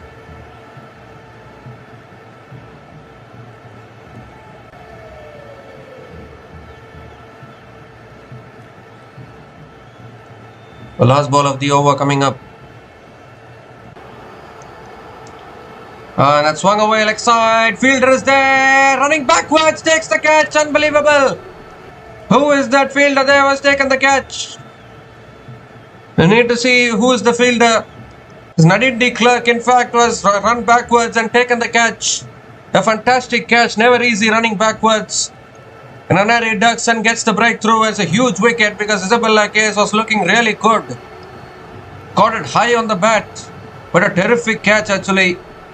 Is it Nadine de Klerk really? No, in fact, it's Tasman Brits who has taken the catch. Where both of them are having same hairstyles, so I got confused as to who took the catch. Tasman Brits has taken the catch. So Easy Gaze is gone after scoring 17 runs from 15 balls, and New Zealand women are 35 for 2 after 5 overs.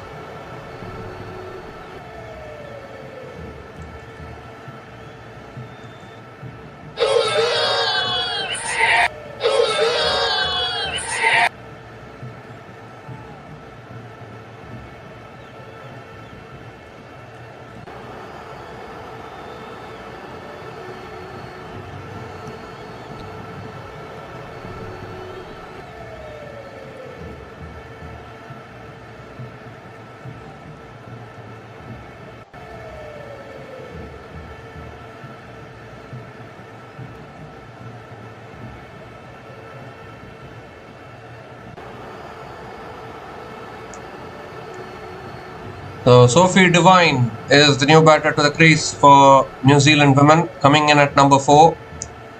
Ayabonga Kaka back into the attack. That's cut away by Amelia Kerr, finds the gap and finds the boundary. She's batting on a different universe altogether. Again starts the over with the boundary. Never mind whether the wickets are going down. Never mind whether wickets are falling at the other end.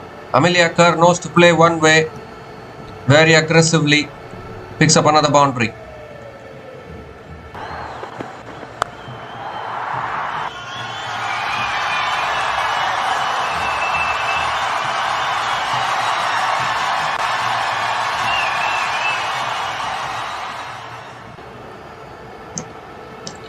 Comes down the wicket and cuts it straight to point. Overthrows. Oh my goodness, that should have been a dot ball. But single conceded through the overthrows. Sloppy work.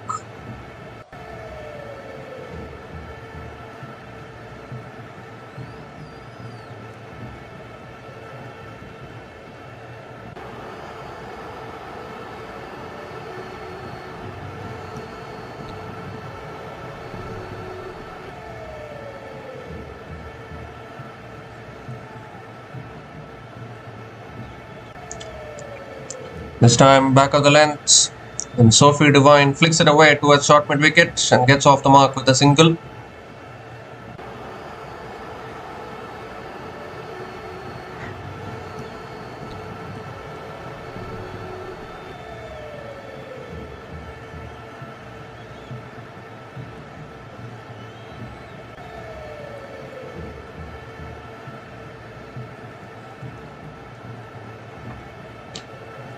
This time guided away straight to third man though.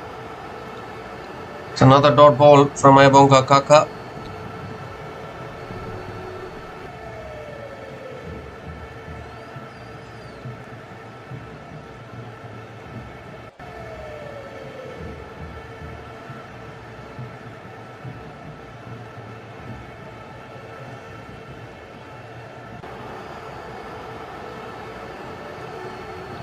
This time it's flicked away again by Amelia Kerr towards long on and picks up another single.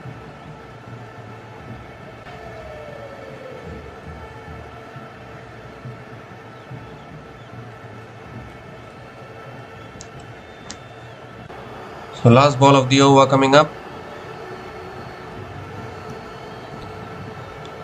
It's off the pads. Towards the keeper, another dot ball to finish the over. Good over from Ayabonga Kaka. Conceded the boundary, but still only 7 runs came from that over. And New Zealand women are 42 for 2 after 6 overs after the power play.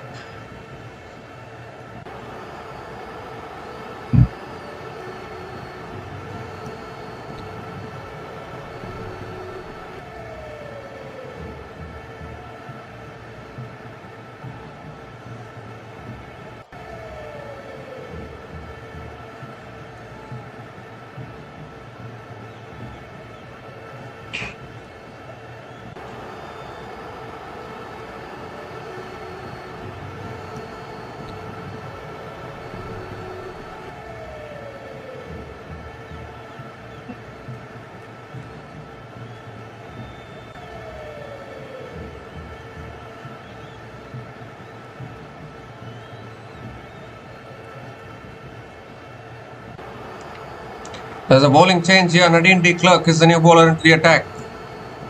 That's cut away past that fielder. In fact, I think the fielder got a hand on it. Amelia Kerr is coming back for 2. Good running between the wickets. Another couple of runs to start the over.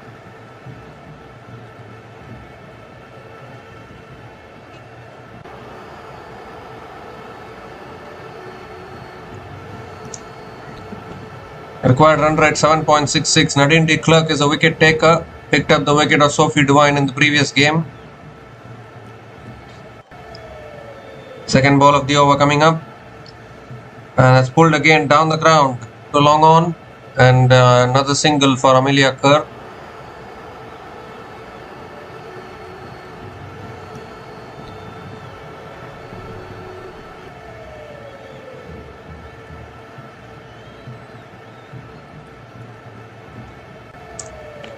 Now Sophie Devine is back on strike.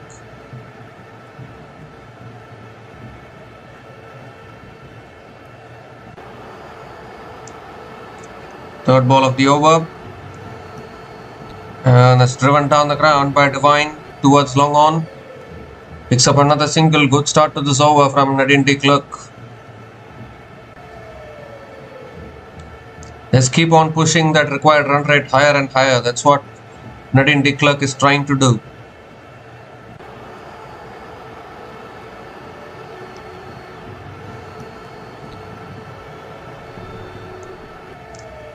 Goes for the cut shot again, straight to the fielder. Little bit of fumble though. Amelia Kerr picks up another single. If South Africa end up winning this game, then that cameo from Kaila Reineke towards the end will be the reason for it.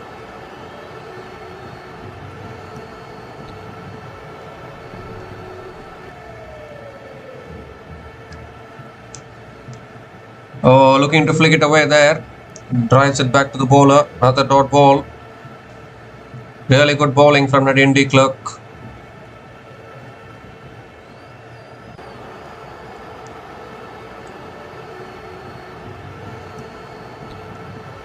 The last ball of the over coming up.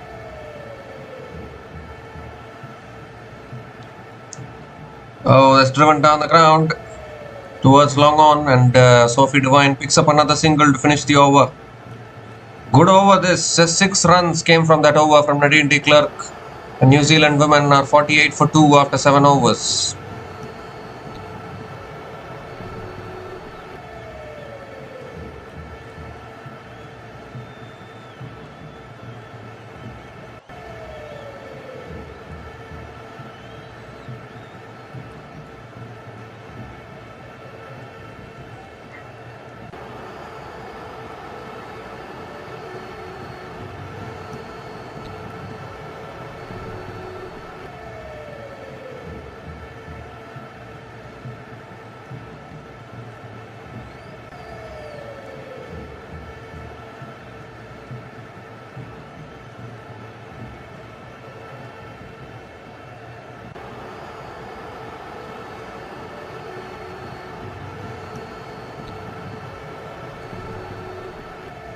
Okay, so there's a bowling change now. Nonkululeko Malaba is the new bowler into the attack for South Africa women. Sophie Devine is on strike. Malaba coming around the wicket. That's cut away by Divine. Oh, misfield. Misfield that covers. It allows the single. Allows the single to start the over.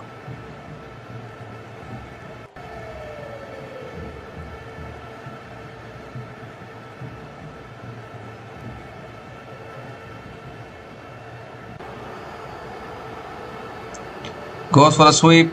It's down towards deep square leg. Good fielding at deep square leg. Amelia Kerr will push for 2. Will get it. 50 comes up for New Zealand women. 50 comes up in 7.2 overs at the loss of 2 wickets.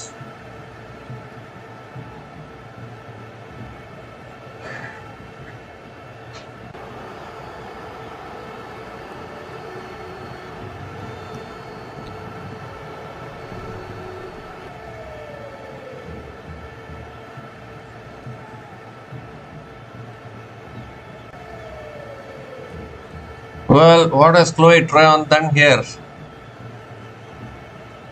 She's touched the boundary rope.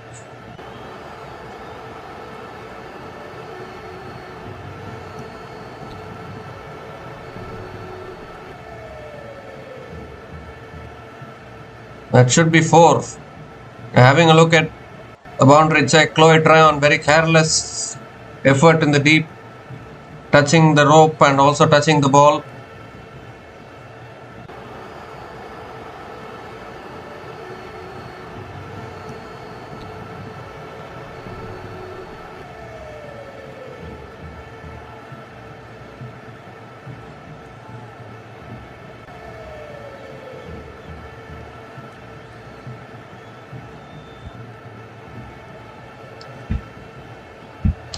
Well, the umpire gives it as okay, gives it as alright. So only 2 runs. Chloe Tryon will be relieved because that looked like it was a boundary. Just in time got rid of the ball. Oh, that's pulled away but straight to the fielder at mid wicket. Another dot ball from Malaba.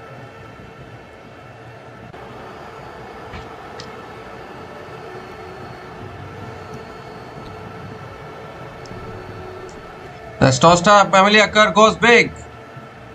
Oh, what happened there? Shades. Was that a catching opportunity? It's not able to take the catch there. Ball dipping on that fielder at long on. It picks up another single. That's what pressure can do.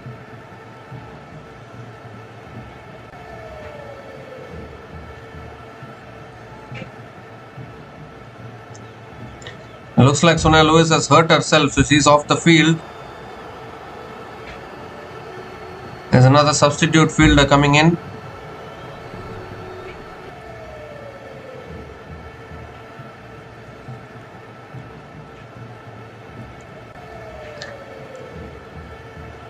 And now Divine comes down the wicket, mistimes it, should be out. Oh dear, it doesn't carry, or has it been put down? What is happening with South Africa's fielding here? Completely mistimed by Sophie Devine, sliced it big time. Doesn't carry to that fielder there. Should have run in a little bit more faster. Last ball of the over.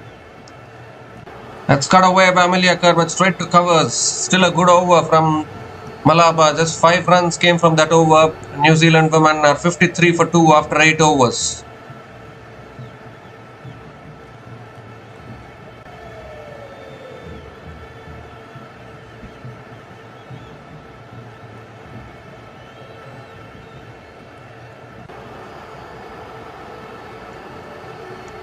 Well, this is still chaseable for New Zealand women. Two big overs can change the complexion of the game.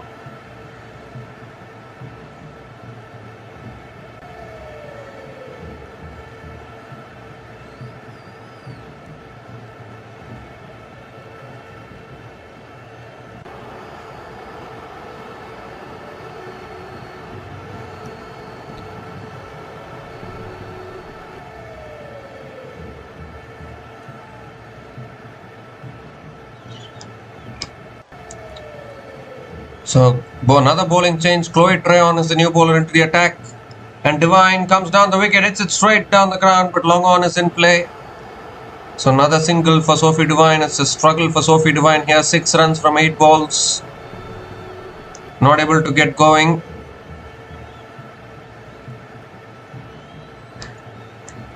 Second ball of the over coming up. Amelia Kerr goes onto the back foot, cuts it straight to covers. Another dot ball from Chloe Trayon. Amelia Kerr is rocking onto the back foot very, very quickly. You need to play on the front foot. She's trying to exert power of the back foot, which is not able to happen. They need to play off the front foot as well. Down the track, inside edge. Back to the bowler. Another dot ball. So slowly that required run rate is starting to increase. The required run rate has gone up to 8.35.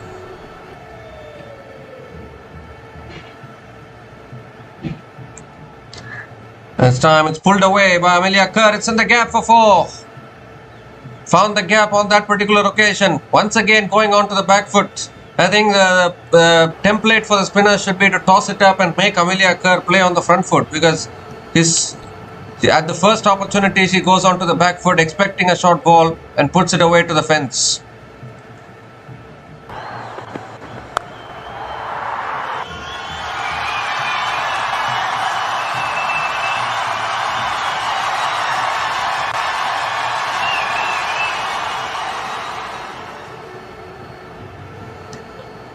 This time Amelia Kerr sweeps it away towards deep mid wicket and picks up another single.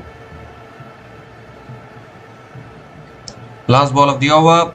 Devine comes down the wicket, goes down the ground, long on, will clear her. Clears long on this time.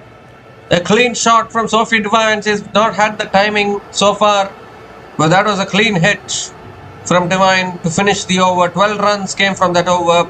First 6 for Sophie Devine in this innings. New Zealand women are 65 for 2 after 9 overs.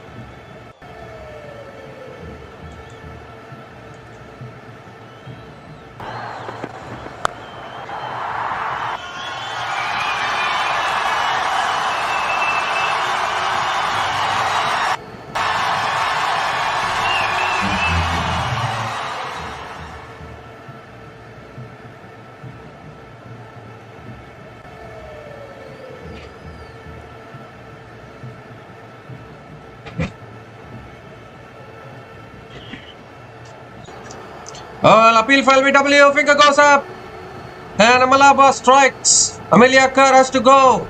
What a huge moment in this game. They're waiting to check for the review here. Yes, Amelia Kerr goes for the review. A very reluctant decision to go for the review there. But another important wicket here as far as South Africa are concerned. And could there be another twist in this tale? Was going for the reverse sweep there. Well, that looks very, very straight actually.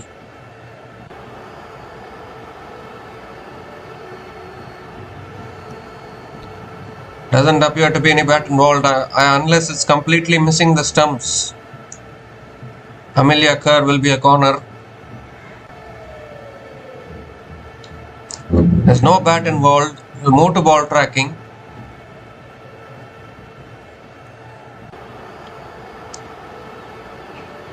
Pitching in line, impact in line, and wickets hitting the stumps. So that is it for Amelia Kerr. She has to go. Amalaba strikes. There's another twist here. The finger will go up once again. And a timely breakthrough as far as South Africa women are concerned. This game is still not over yet. Amelia Kerr is gone after scoring 30 runs from 28 balls. And New Zealand women are 65 for 3 after 9.1 overs.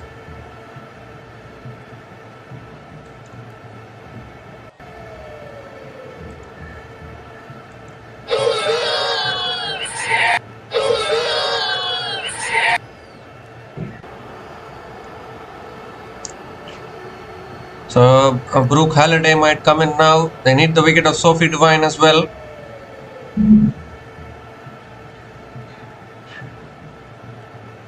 Brooke Halliday struggled in the previous match.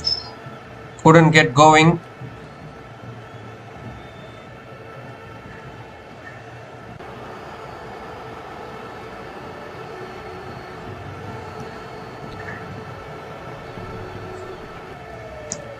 So New Zealand women 65 for 3 after 9.1 overs, and it's also the time for the drinks break.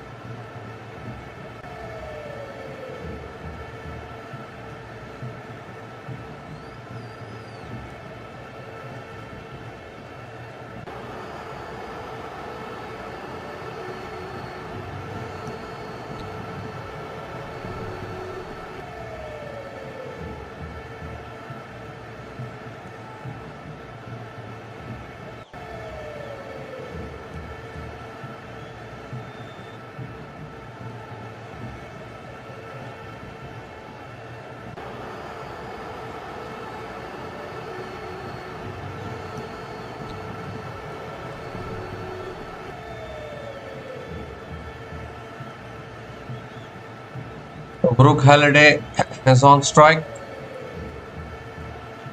Goes for the switch hit straight to point. And another dot ball from Malaba. Another good over for South Africa women. Just 2 runs coming from this over, including the wicket of Amelia Kerr. And now you just feel Sophie Devine has to take the responsibility from here. Last ball of the over. It's flicked away by Brooke Halliday and picks up another single. Coming back for a second. Chance of run out here. Chance of run out. Oh!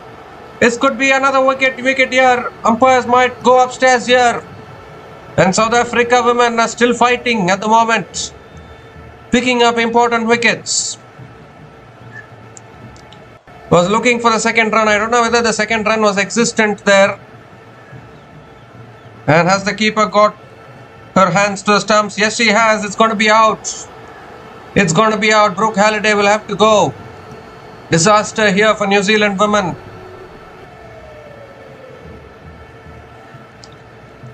The decision is out. So wickets tumbling down quickly here for New Zealand. Brooke Halliday is a good player actually, but she's on her way after scoring. Brooke Halliday is gone after scoring 2 runs from 4 balls, and New Zealand now 4 down for 67 after 10 overs.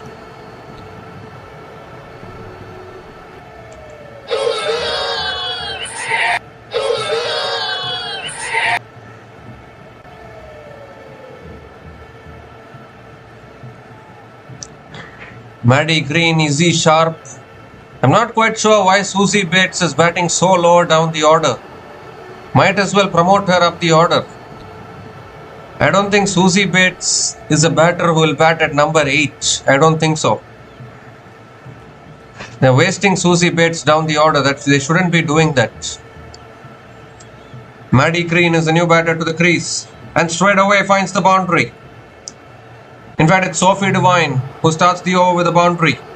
Too short on that occasion, beautifully pulled away. Sophie Devine who has to take the responsibility now.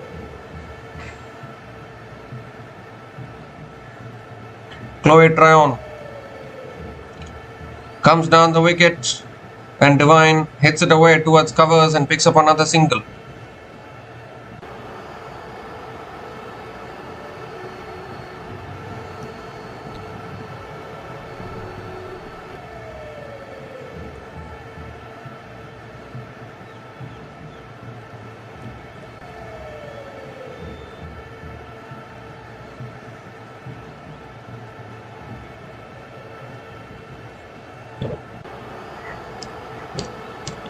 So Maddie Green is back on strike. Goes for the reverse sweep, but straight to covers. Another dot ball from Chloe Tryon.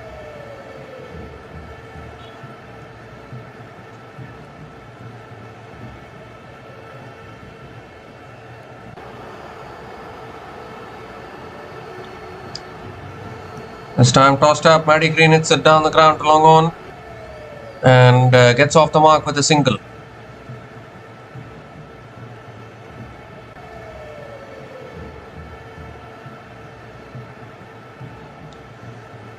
Last ball of the over. Down the track, Devine hits it down the ground to long off and picks up another single to finish the over. 7 runs, in fact picks up a couple of runs to finish the over. 8 runs came from that over, and New Zealand women are 76 for 4 after 11 overs. 76 for 4 after 11 overs.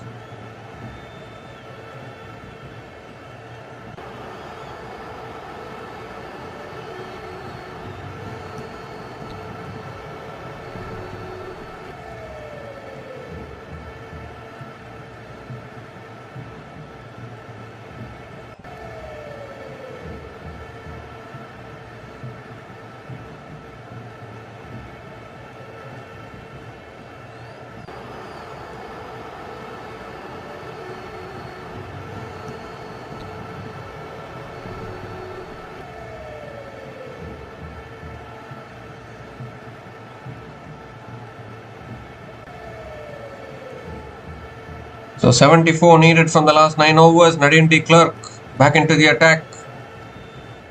That's driven down the ground to long on, and Maddie Green picks up another single.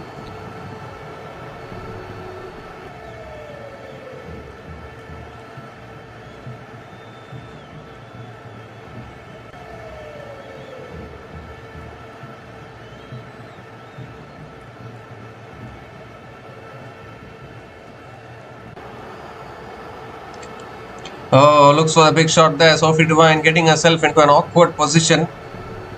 Unable to make connection. Another dot ball.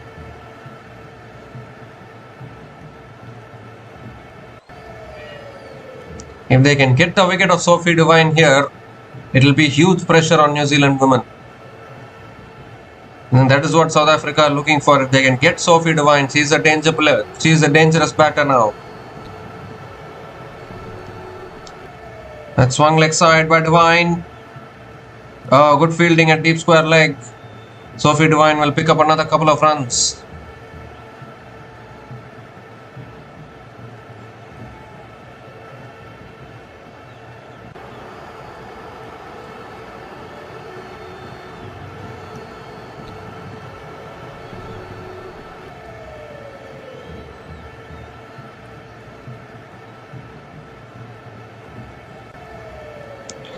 That's pulled away over fine leg for 4. Just over that field red short fine leg. A loose delivery from Nadine de Klerk. And put away by Sophie Devine. She's still there for New Zealand. Still getting the boundaries.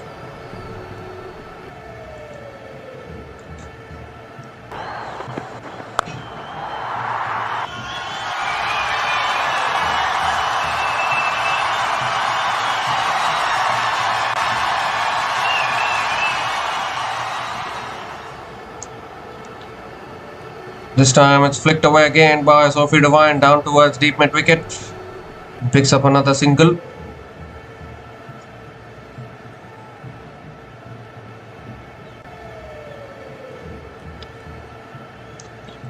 Maddie Green is back on strike. Last ball of the over coming up.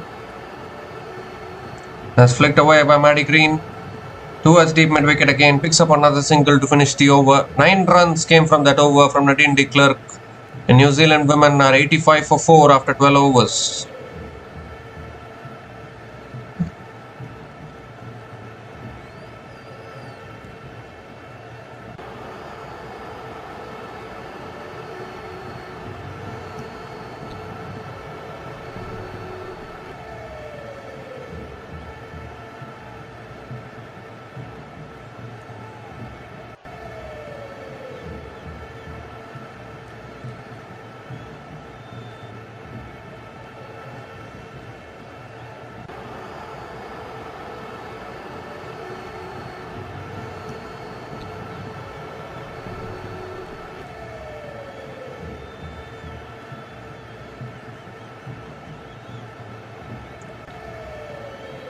So 8 overs left, 65 needed for New Zealand women.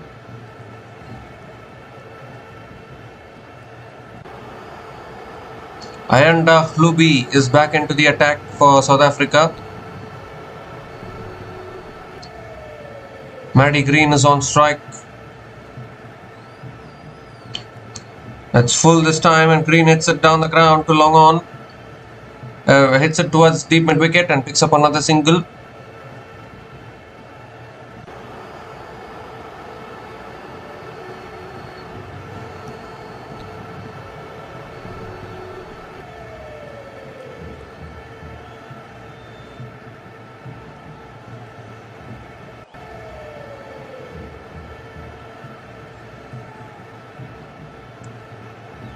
Second ball of the over coming up.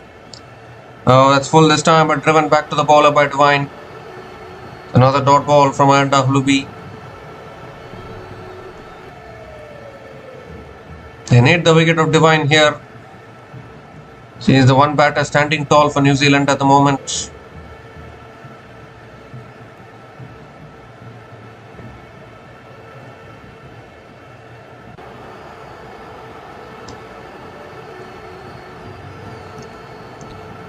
That's driven down the ground again. Good fielding. Chance of run out was there. Missed the stumps. Sophie Devine picks up another single. Back to Maddie Green.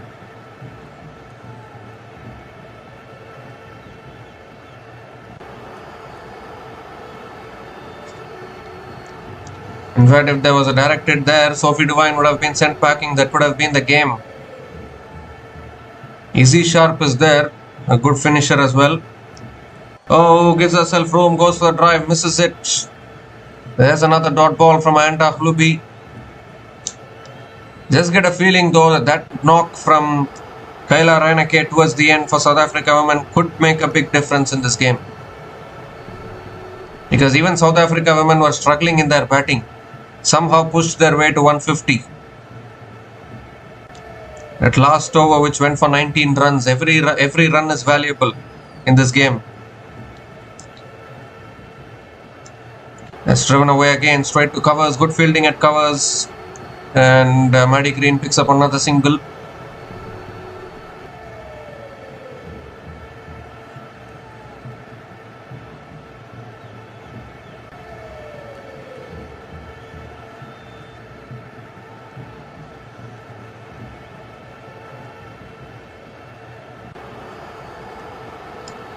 The last ball of the over coming up. Devine on strike.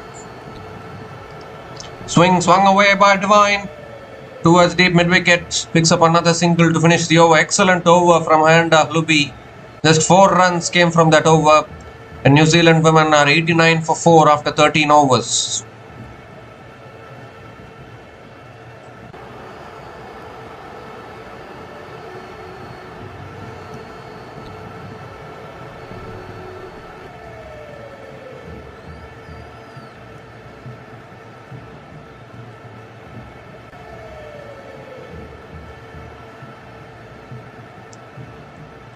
The New Zealand women are not looking that comfortable in run chases of late. In the previous match, they couldn't chase it down. In this match, don't know. Still gettable, but all hopes on Sophie Devine.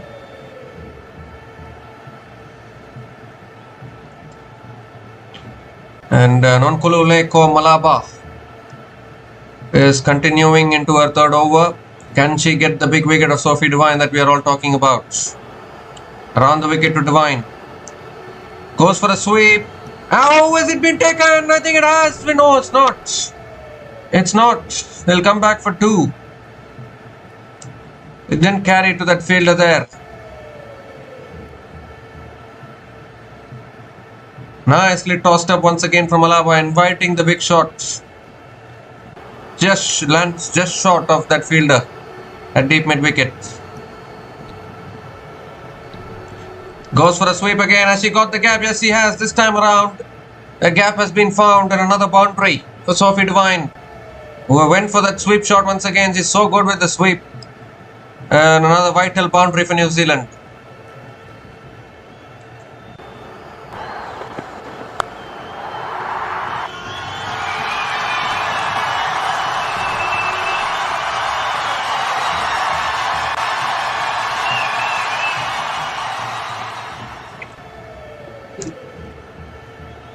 This time it's short and it's pulled away by Sophie Devine towards deep mid wicket and picks up another single.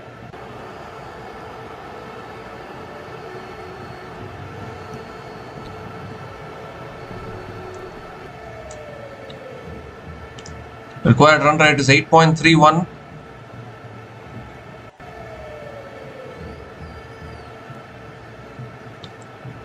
Now Maddie Green pulls it away. Deep mid wicket comes around. Just a single for Maddie Green.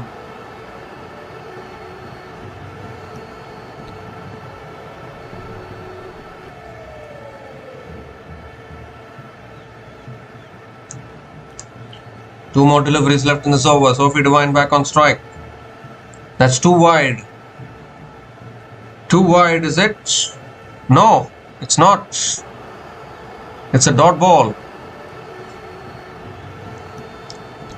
Don't know what Sophie Devine did. It was well within the reach. That's pulled away by Devine. Might have found the gap. Oh, yes, it has. It's gone all the way. It's gone for 4. Another boundary to finish the over. 12 runs came from that over. 100 comes up for New Zealand. New Zealand women are 101 for 4 after 14 overs.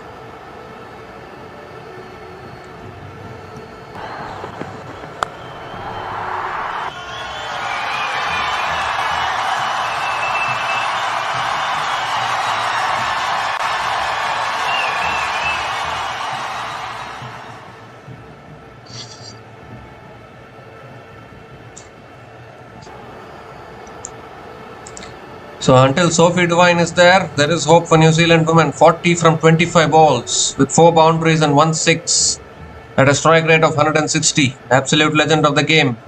Very, very dangerous. Ayabonga Kaka back into the attack. Pulled away again by Maddie Green. Good fielding at deep mid wicket. Fielders need to back the bowlers. That is for sure. Another single to start the over.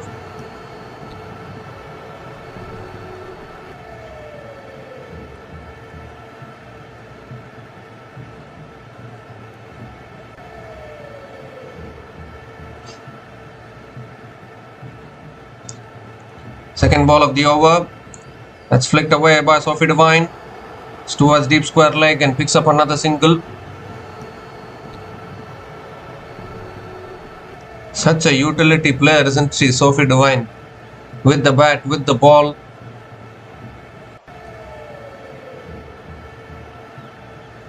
Complete player. This time it's cut away straight to the fielder at covers. Another dot ball from Ayabonga Kaka. So at one end, while Sophie Devine is finding the boundaries, at the other end, Maddie Green, 7 from 11 balls, struggling here. And that's the thing actually, that is why I was talking about taking the wicket of Sophie Devine, very important. In the air and lands short, chance of run out. He'll take the single. That's why picking up the wicket of Sophie Devine becomes very important. Because the other batters are struggling a little bit. It's still anybody's game this. Still anybody's game. That's pulled away by Devine and then the gap for 4. Too short on that occasion from Ayabonga Kaka, and every time New Zealand need a boundary, Sophie Devine is finding it. Moves to 45 now with that boundary. Pressure releases for New Zealand again.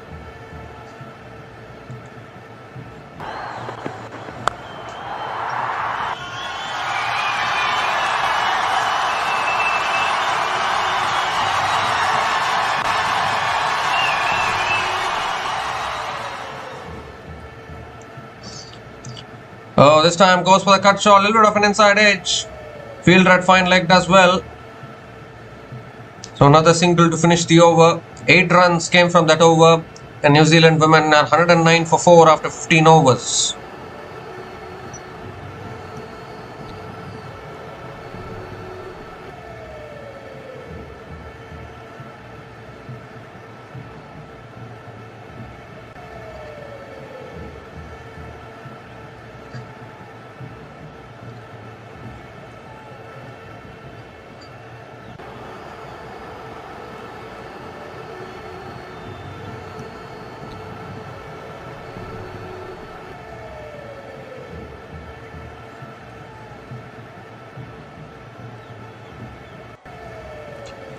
Nadine de Klerk back into the attack, and that's swung away by Devine. Beats long on into the boundary for 4. New Zealand are looking good now in this run chase. Half century for Sophie Devine. It's been a crucial knock whilst wickets have been falling at the other end. Sophie Devine has stood tall once again, bringing all her experience into play. 50 from just 29 balls with 6 boundaries and 1 sixer at a strike rate of 172.41. is keeping New Zealand in this run chase big time.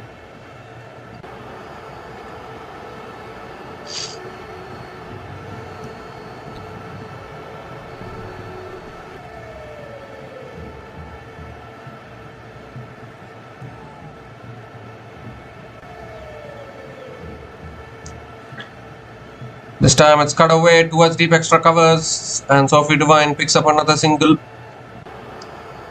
Single-handedly doing this here, 51 from 30 balls. Maddie Green is back on strike. That swung leg side again, down towards deep mid-wicket. Good fielding, stops the boundary, but they'll pick up a couple of runs.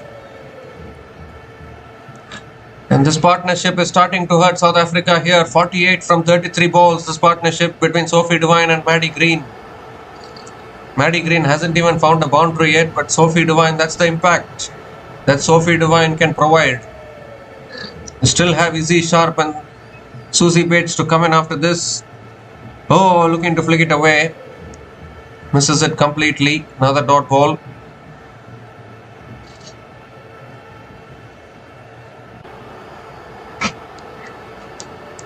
Took the pace off, rolled the fingers over it. Nadine de Klerk.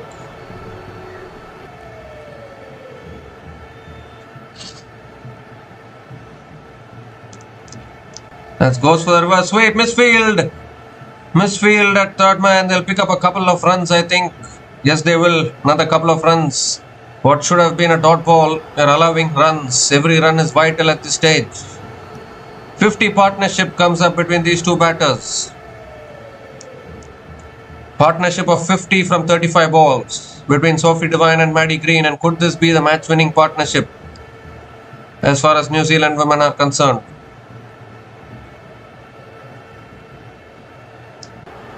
Last ball of the over. Flicked away by Maddie Green towards deep square leg and picks up another single to finish the over. 10 runs came from that over from Nadine de Klerk. New Zealand women are 119 for 4 after 16 overs.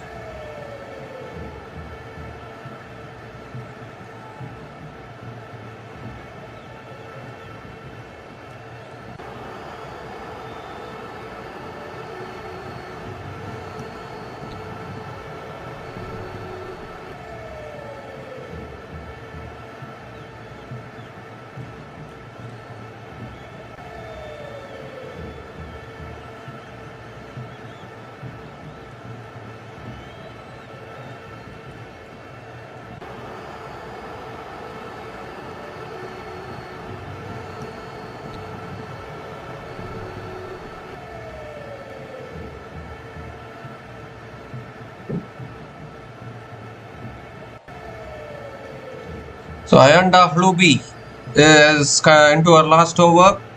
That's swung away by Maddie Green and it's taken. No, put down. Oh my God, and that won't reach the boundary. It'll pick up another couple of runs. It's been put down in the deep. Bernard Dodson. Wry smile on her face as well. Straight down the throat of that fielder. And it's gone through the hands. You need to be taking these catches at the highest level. Couple of runs to start the over. Second ball of the over coming up. Goes again. That's a cleaner strike, and that's all the way for 6. That's what happens when you don't take your catches. It's in the slot and it's gone massive. And surely now New Zealand's game this. It's almost brought it down to a runner ball here. Maddie Green with a big 6 here.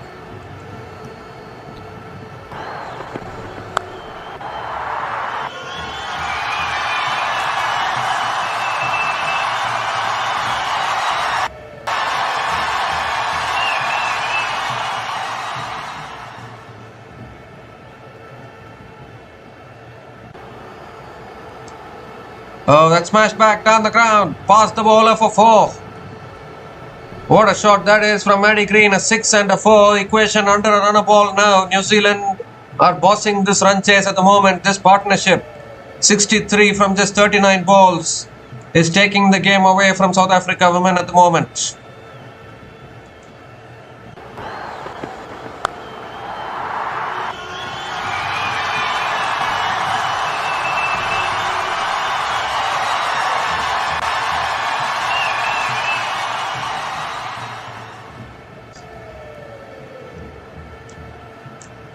There's 19 needed now. Goes leg side again. Oh, and it finds the gap for 4 more.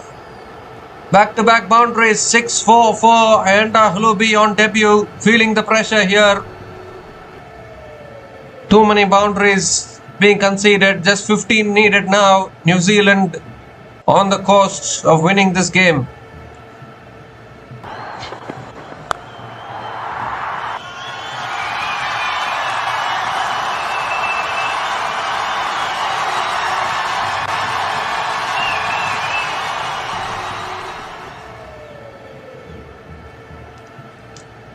That's short this time, pulled again, it's in the gap again. Oh, long on comes around. And just a single for Maddie Green.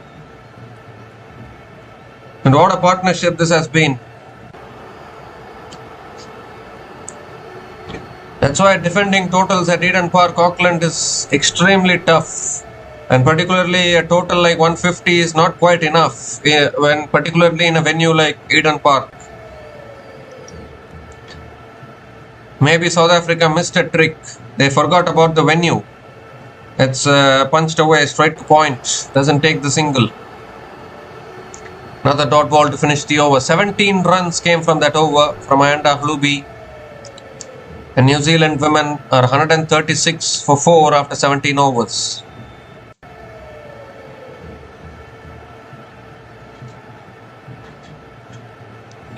Maybe South Africa missed the trick here.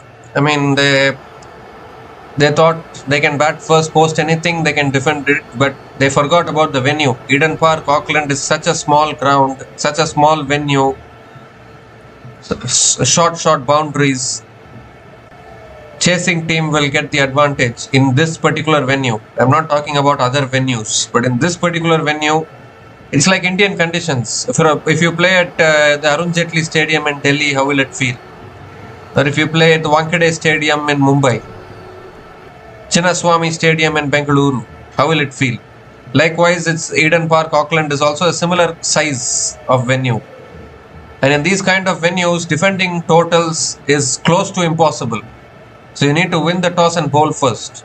And I think that is where South Africa women made a big mistake.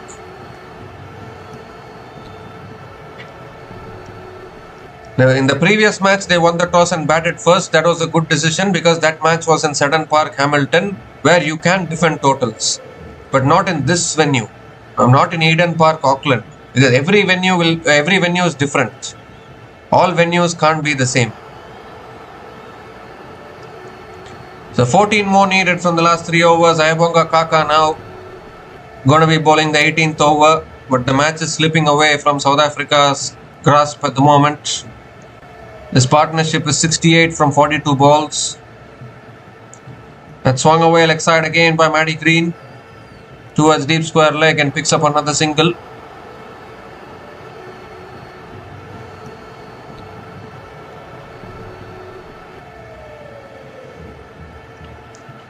Sophie Devine is back on strike.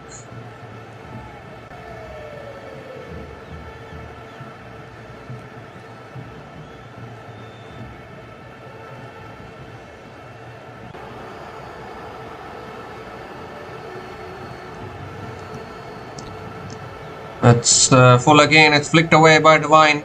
Down towards deep square leg for another single.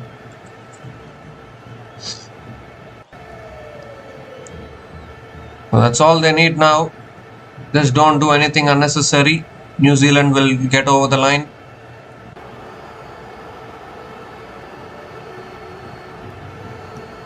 And maybe South Africa should have pushed towards 170, 180 in these conditions. Their batting really struggled. That's flicked away again by Maddie Green towards deep square leg and picks up another single.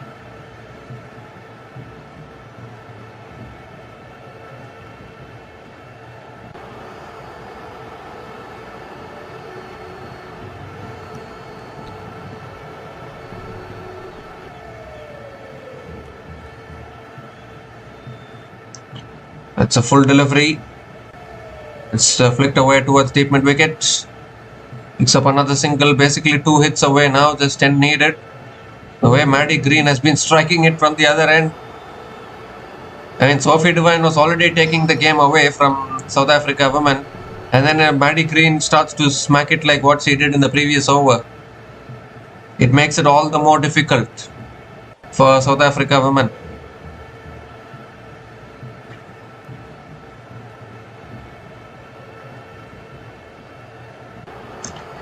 That swung away leg side. Deep mid wicket does well. Maddie Green picks up another single. 5 runs have come from this over. Still 1 ball left. Now that they have brought the equation under run a ball, just trying to finish it without any fuss. Last ball of the over. Goes for the big shot. Not able to time it properly. It goes towards point. Will pick up another single to finish the over. 6 runs came from that over from Ayabonga Kaka. And New Zealand women are 142 for 4 after 18 overs. Just needing another 8 more runs to win this match from the last 2 overs.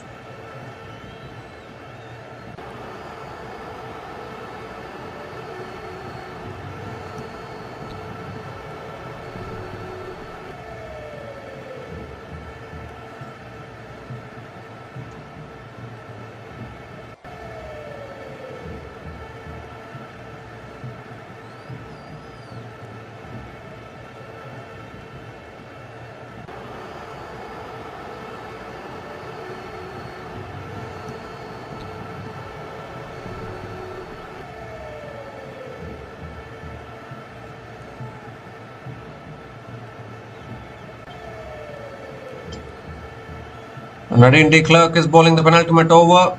Sophie Devine hits it down the ground long off and picks up another single to start the over.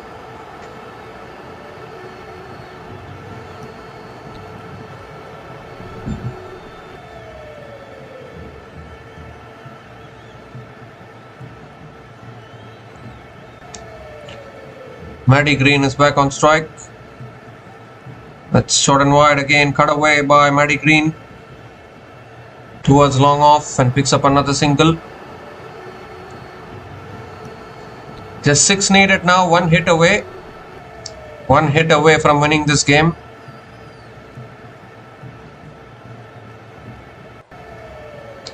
Sophie Devine has already moved across to her off stump.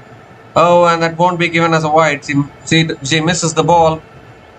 But because she moved so far outside the off stump, it's not a wide, it's a dot ball from Nadine de Klerk.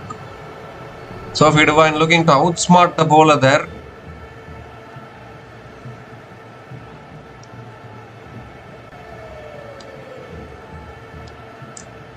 That's cut away again. It's in the gap, is it? No, deep extra covers comes around. It's another single for Sophie Devine.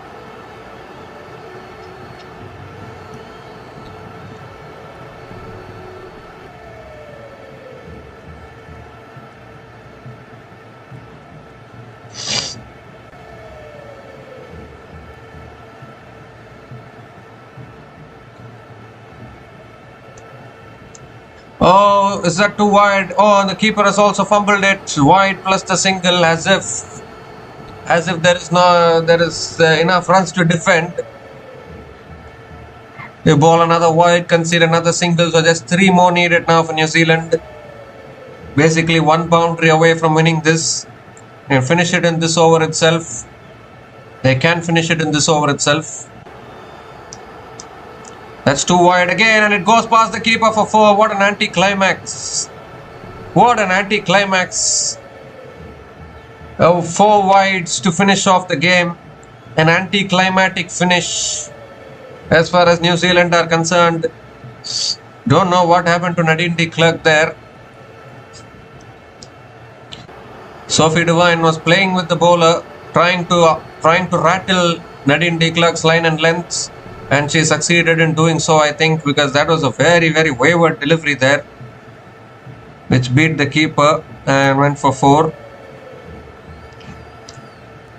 They're also having a look at whether it was a no ball or whether it was only a wide. Whatever it is, the game is over. New Zealand women have won this match by 6 wickets, and they take a 2-1 lead in this 5-match T20 series. An unbeaten partnership of 83 from just 53 balls between Sophie Devine and Maddie Green has helped New Zealand get over the line. They were in a little bit of trouble at one point, but I was always saying you need to get the wicket of Sophie Devine at that stage, but South Africa women couldn't do that. Too many catches going down, not helping their cause as well. In fact, when Brooke Halliday got out, New Zealand women were 68 for 4 when Brooke Halliday got out after 10 overs. But from there, this partnership of 84 from 52, in fact, it's given as a no ball. It's given as a no ball and a 4, but it doesn't matter anyways because once the ball reached the boundary, it was always game over.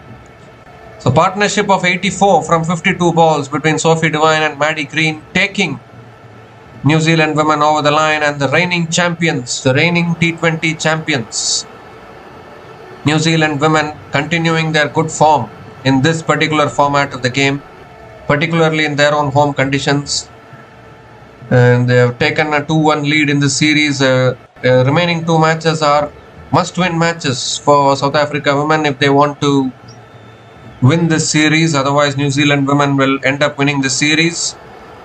Remember, not to forget, New Zealand women are the reigning world champions in this T20 format. They won the Women's T20 World Cup in 2024. So they are the reigning champions and they are playing like champions indeed. If you look at this batting scorecard, Amelia Kerr scored 30 from 28 balls. And Isabella Gaze provided a good start, 17 from 15 balls. Georgia Plimmer again not able to get going, out after scoring just 4 runs from 3 balls. But then Sophie Devine, the player of the moment today, unbeaten on 55 from 38 balls with 6 boundaries and 1 6 at a strike rate of 144.74, really made sure that New Zealand women didn't have any hiccups in this run chase. As far as South Africa women are concerned, they need to go back and reflect on their fielding performance, their batting performance. Suddenly it looks as though South Africa women are too dependent on Kyla Reineke every single time to provide that finish. The top order is not firing consistently. Tasman Brits, Sunay Lewis, Laura Wolfart, they should be batting well consistently. That is not happening for South Africa women, and that is turning out to be a huge concern. They need to be able to score 170 to 180 consistently if they want to put pressure on the chasing teams. So that is one thing which South Africa women have to work on. But New Zealand women, as far as New Zealand women are concerned, a superb win for them. New Zealand women winning this match by 6 wickets, and they take a 2-1 lead in this 5-match T20 series. So we'll be back again to cover the men's match, which is coming up in another hour's time, in another 1 hour, more than 1 hour left in fact, 1.5 hours. New Zealand men will take on South Africa men at this same venue, the third T20 match in that particular T20 series, which is also leveled at 1-1. So that will also be an interesting match to look out for. We'll be back again to cover that match. So until we come back again, please like, share and subscribe to our channel Runs and Views. Take care guys, cheers and have a great day.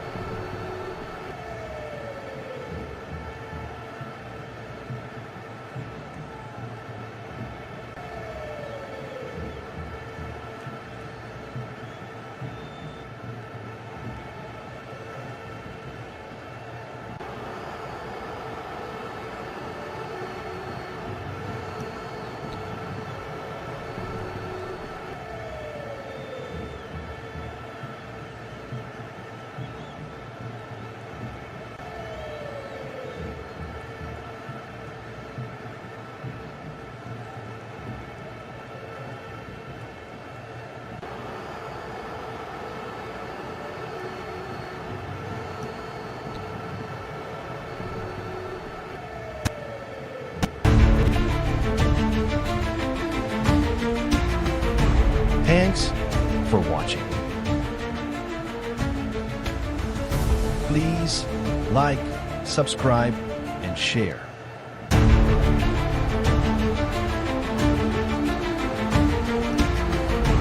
Thanks for watching. Please like, subscribe, and share.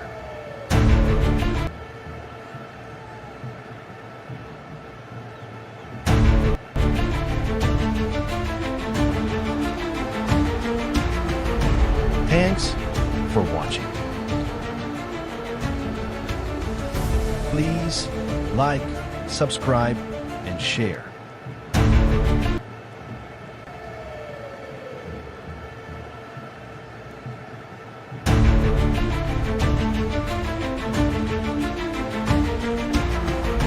Thanks for watching. Please like, subscribe, and share.